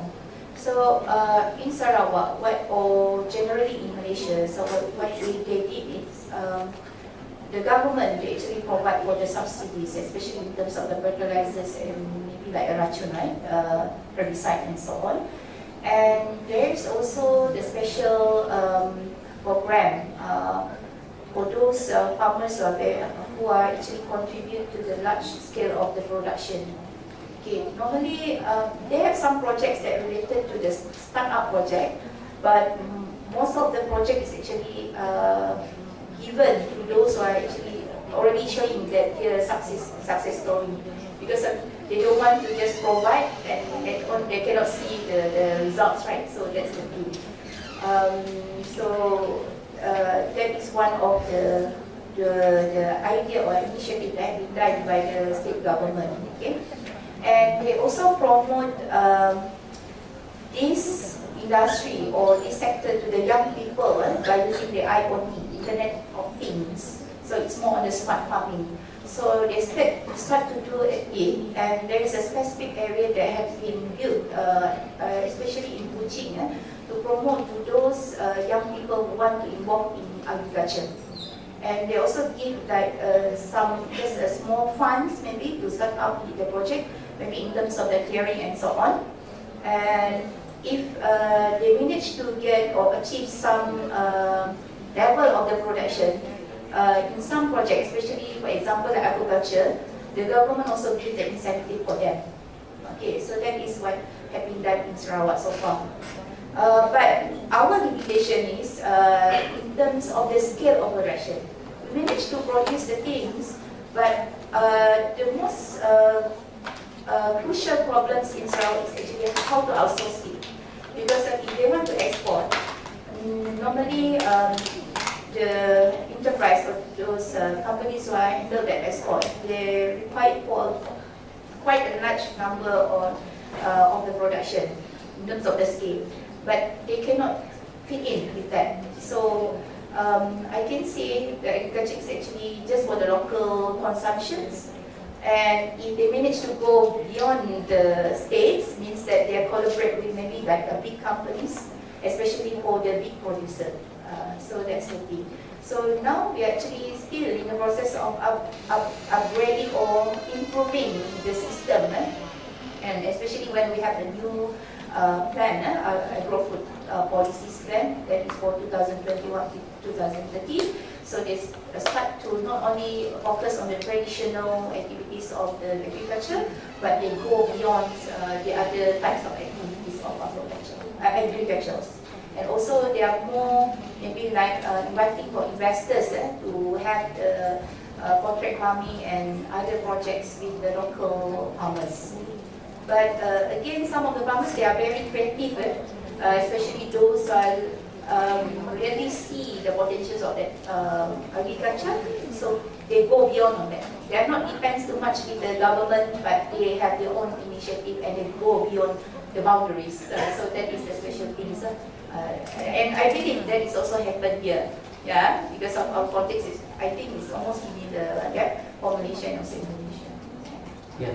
Thank you. So basically, maybe it has it also has something to do with the second question from Mr. Faisal, because according to the data that you have provided, the average age of the farmer in Malaysia is about 59 years old, right? So Faisal maybe address like the possibility of the sustainability of the agriculture sector itself in Malaysia. So because we found that in Indonesia is also the young generations is not really interested for becoming the farmer, right? Di sini ada yang tertarik menjadi petani? Ya, mungkin, oh ya, Bapak Mustafa. Jadi mungkin di sini kebanyakan yang ingin jadi pegawai bank, ya, karena bekerja di Asia daripada working into field. Jadi bagaimana? How the government ensure that the student, I mean like the young generation, get captivated with the agriculture sector? Okay. I think the young generation issue is not a new thing, and I believe most of the young generation that likes to have to work under the very cold environment like this. But the thing is, I think it's also important for us to promote the great future of the agriculture. That's why when I have a lecture with my students, sometimes I always say to them, don't look down into the farmers, because of their income is actually they're actually having a more income as compared to those who are working in the office. Okay, but of course they're not show off. Okay, but of course because of the limitations of the farmers. Okay, this is the things that I see. They don't want to expose the income because they were worried that they will be charged for income tax. Okay, so that is happening in Sarawak. But most of the young generation, they see that agriculture is something like very hard, and then of course very hot and so on, right? That's why I believe now, because we are into the IR4 revolution, so one of the ways that the government try to do in order to promote the young generation to involve with agriculture is by implementing the IoT, Internet of Things. Means that you are doing the farming, but you are not 100% there, but you can control all of the production by using the technology. So maybe in terms of the watering, spraying put the fertilizer and so on, so using the IoT. So that is one of the things. And the other thing is, this is based on my experience when having town hall. Because I have one project in University Malaya that is funded by the CAS Germany. So the practitioners, the farmers, especially the old generations, they always mention that, I'm not so sure here, but in Malaysia, when the government or the agencies offering for the training, they train it in the hotel. But actually, in the current situation, if you are having a training for the agriculture, you should go to the site so that the young generation or the people who involved with that, they know the real situation is what, for that kinds of things. And at the same time, it is also important for the parents who are actually from these backgrounds of activities from the agriculture side to promote to the young generation, to the children, that agriculture is still relevant, has income. That also will give you the high income, not only by working with the country, so that you can get the good income. But actually, agriculture also promise for the high income, but the exposure itself is very less. Not only among those who are not from the family background who are involved in agriculture, but especially from those who are also involved in agriculture, they are actually less exposed their children to this agriculture. So that's the thing. Okay. And one of the other opinion or suggestion that given by the farmers is, in terms of the government itself, maybe they can create some sort of employment that related to agriculture, or maybe they can hire the young generation to handle one of the project, and the salary paid by the government as an initiative to motivate the young generation to involve with the agriculture. Right? So, but I understand that now, because of we cannot depend too much with the job employment that offered by the private and also the government. Then some young generations, they are go into agriculture itself. For example, my younger sister, She's actually graduated from France, okay, but now she's involved with the agriculture itself because of, and she has a collaboration with the investors from China. So doing the plantation for the the mushroom farming, because of she can see the future on that. Okay. So if you are going to entrepreneurship, then you can see this as one of the potential. Alright. Ya, thank you. Jadi intinya memang petani itu sebenarnya duitnya itu lebih banyak atau penghasilannya itu lebih banyak daripada mereka-mereka yang bekerja di kantor. Jadi jangan meremehkan petani ya. Cuma memang kalau petani kan lebih zuhud saja gitu. Jadi lebih menyembunyikan harta bendanya karena tadi di Malaysia bilang bahwa mungkin tidak mau dikejar orang pajak gitu. Jadi sebenarnya kasusnya sama di sini, nggak mau flexing dia nggak ditangkap orang pajak, bukan nggak ditangkap, istilahnya dipajaki orang pajak lebih banyak lagi gitu ya. Dan memang also Dr. Rosita also address about the Internet of Things.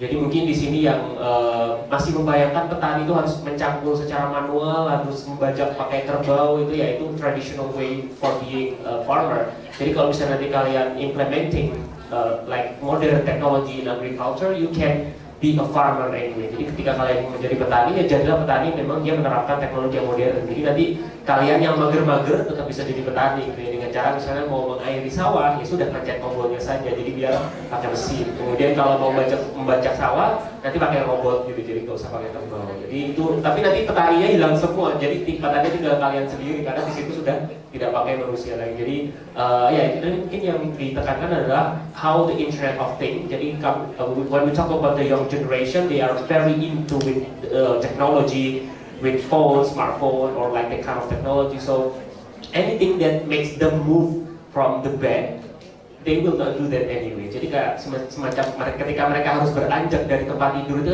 malas. Jadi I cannot do that anyway because I'm too lazy to do that.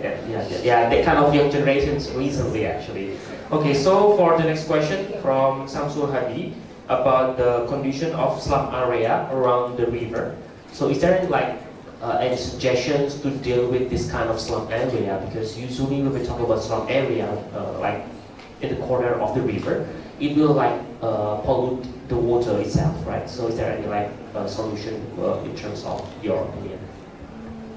Okay, I think there is also the same condition happened in Sarawak last time, especially for example of the Melanau people, they actually depends too much on the river, right?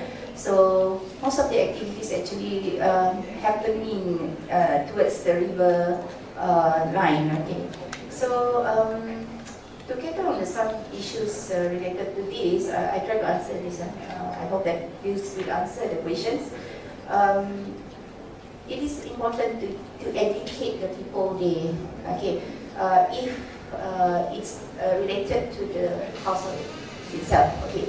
So to educate them in terms of the importance of the river itself, to manage it and then to make sure that it's not polluted by the other things. Okay, so education itself. Okay, and of course the other thing is about enforcement, because of, like here we have the Department of Environmental and so on. They always cater and check whether the river are okay.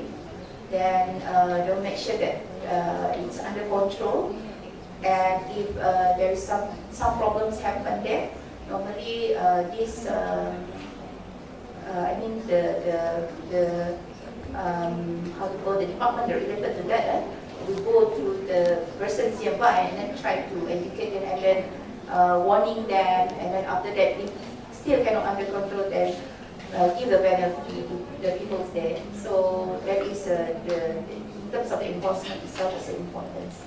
But the main important thing is education, knowledge. Jadi we actually have that very resistant problem here regarding people who live in the area of the corner of the river. Jadi sebenarnya kita juga punya masalah yang masih berlangsung sampai sekarang, di mana banyak sekali orang-orang yang tinggal di pinggiran sungai itu mencemari lingkungan atau mencemari sungai, yang misalnya buang hajat misalnya atau buang sampah, dan di situ sehingga di situ ada pencemaran. Bahkan ketika kalian mencuci pakaian dan di situ pakai deterjen, itu juga akan mencemari istilahnya alga ya, yang ada di dalam sungainya. Jadi di situ akan proses penguraian yang dilakukan oleh si Algonya kan bermasalah seperti itu. Jadi memang the most important way to deal with this kind of problem is by educating. Sounds normative, but it is the only solution that we actually have. If educating is not effective, so the government should enforce them. Jadi kalau misalnya sosialisasi atau menjelaskan kepada mereka tidak berfungsi, ya sudah paksa saja. Jadi kalau tidak begitu ya sudah biar semuanya gitu. This is the best way to solve the problem anyway. Okay, maybe for the last session, I'm just going to take like 2 questions. The last 2 questions. Anyone? Yeah?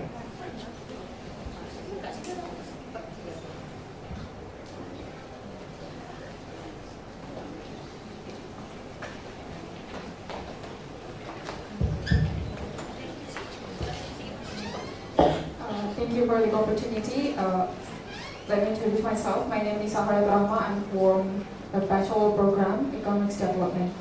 So my question is, how is the stakeholders maintain the public and corporate trust that the program will continue and sustain, especially in policy provision? As we all know, green industry is obviously part of green economy, which is need to focus the program since it's a little hard to implement widely through the country and surely needs the stakeholders and ministries pledge. Based on your experiences, ma'am, having collaboration with the ministries of agriculture. Thank you. So yeah, from Sahara, so maybe if I can like check your question about the concern from corporation, right? The concern from corporation regarding the green industry, which is quite difficult to be implemented. Is it? Especially the policy provision from the ministries and Policy stakeholders. provision, okay. Right, the last question before we close the session. Yeah.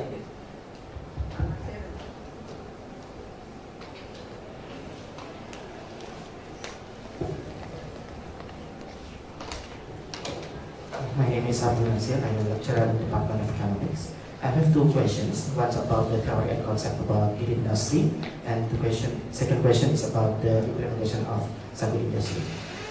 If we talk about the green industry, given the objective of achieving net zero emission for stabilizing climate change, a deeper holistic knowledge of the key factor of driving the emerging green industry, as well as its relationships, characterization, and also potential threats and implication for a net zero economy is growing relevance. And there is a substantial body of literature on the heterogeneous factor underpinning emerging green industry, but systematic review with holistic approach that synthesizes the literature on green industry is lacking. My question is, what drives emerging green industry toward green growth and net zero emission, and how we can the driving factor interrelated and characteristics in this industry? And my second question is there an institution in Sarawak that regulates the management of environmental waste from agricultural products, and how is the policy? And the last question, is it possible for the moral hazard? Sorry, Mr. Nasir, can you repeat the second question again? Is there an institutional in Sarawak that regulates the management of environmental waste from agricultural products? And what is the policy? And the last question, is it possible for the moral hazard to arise in the implementation of green industry? Does this also appear in the sagu industry that you described? How do we minimize this problem? Thank you.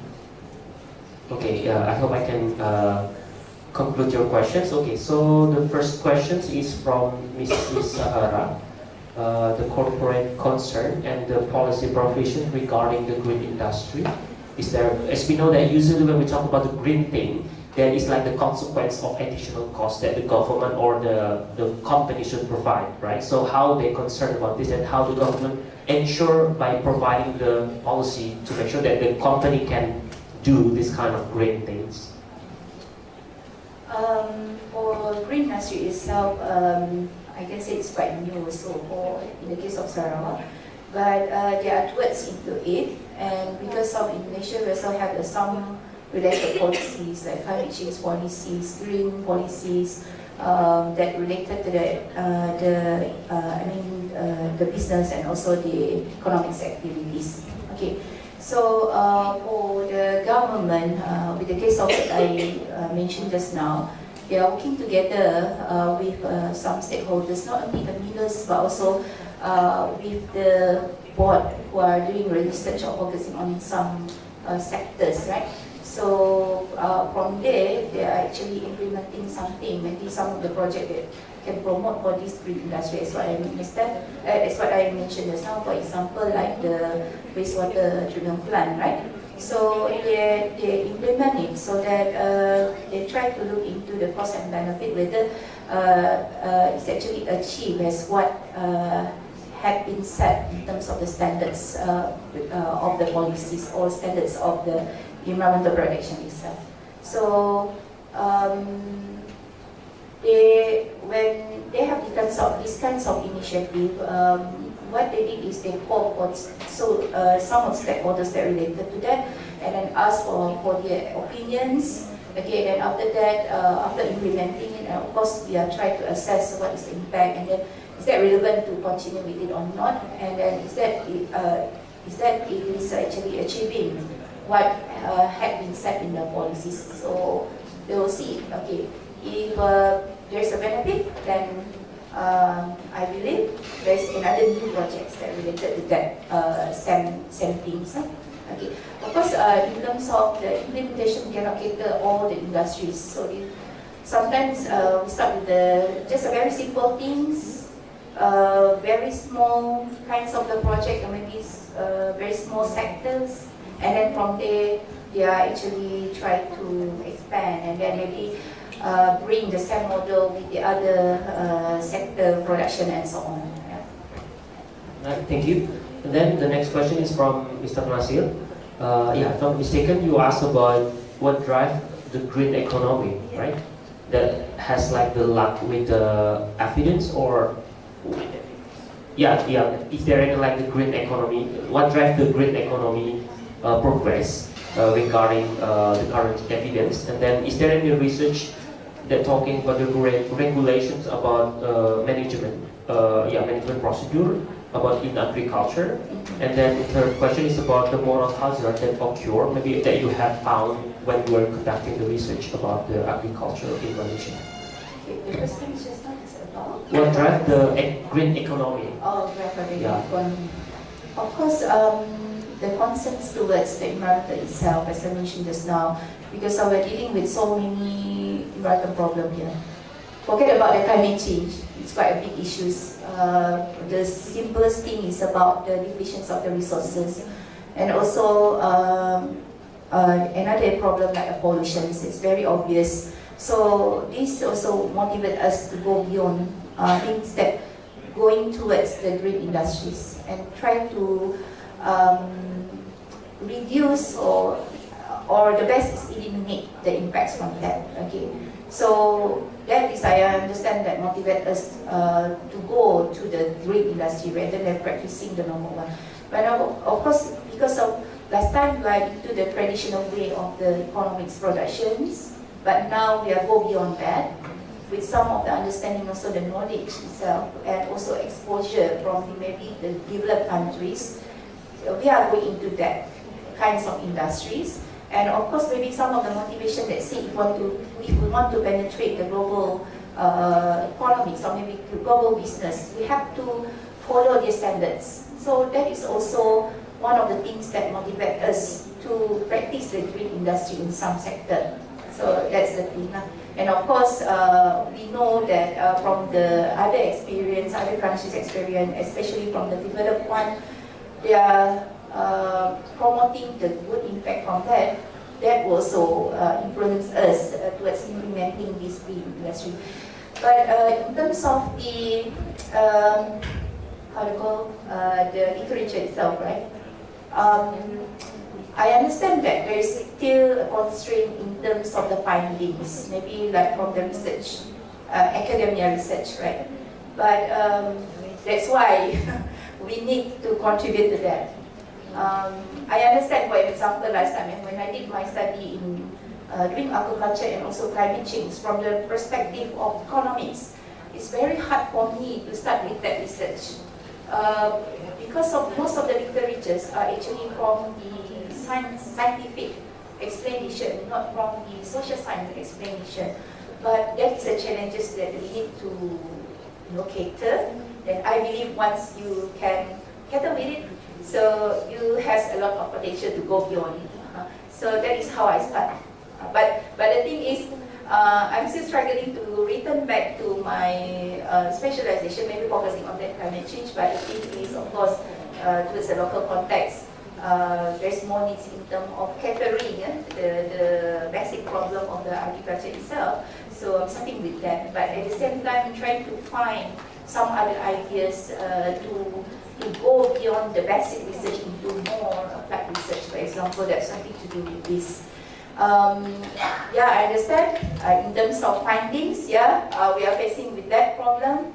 But I believe if you manage to use some other resources, for example, like from the scientific findings, and try to, adapt it into the economic perspective, then I believe you also can contribute towards the enrichment of the literature related to this research perspective. Yeah.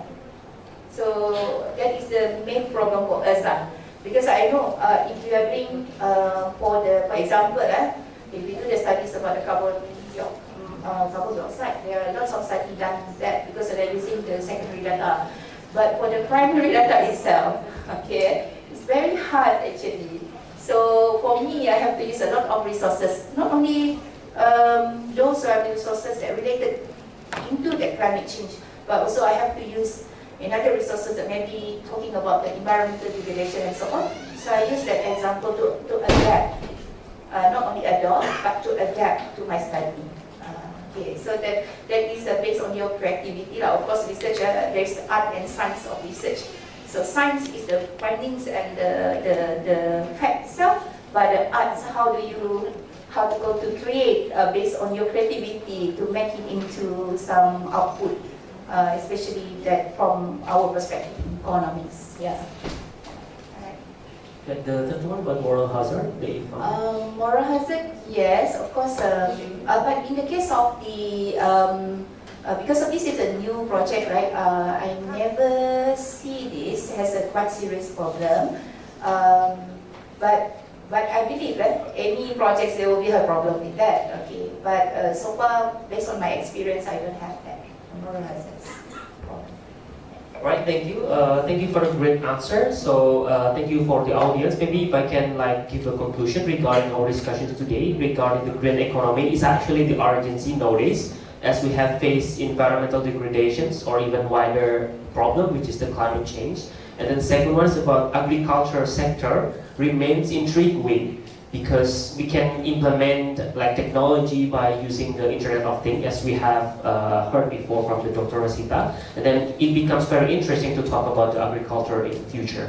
All right, thank you for the audience, and then thank you for Dr. Rosita for such a great presentations and discussion today. And then for the audience and the student here, we expect you can return after the sessions. So we have another sessions with Dr. Miguel at around 1 p.m. right?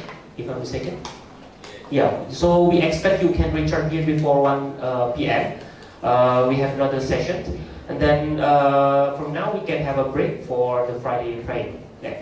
Thank you for me before. Wassalamualaikum warahmatullahi wabarakatuh.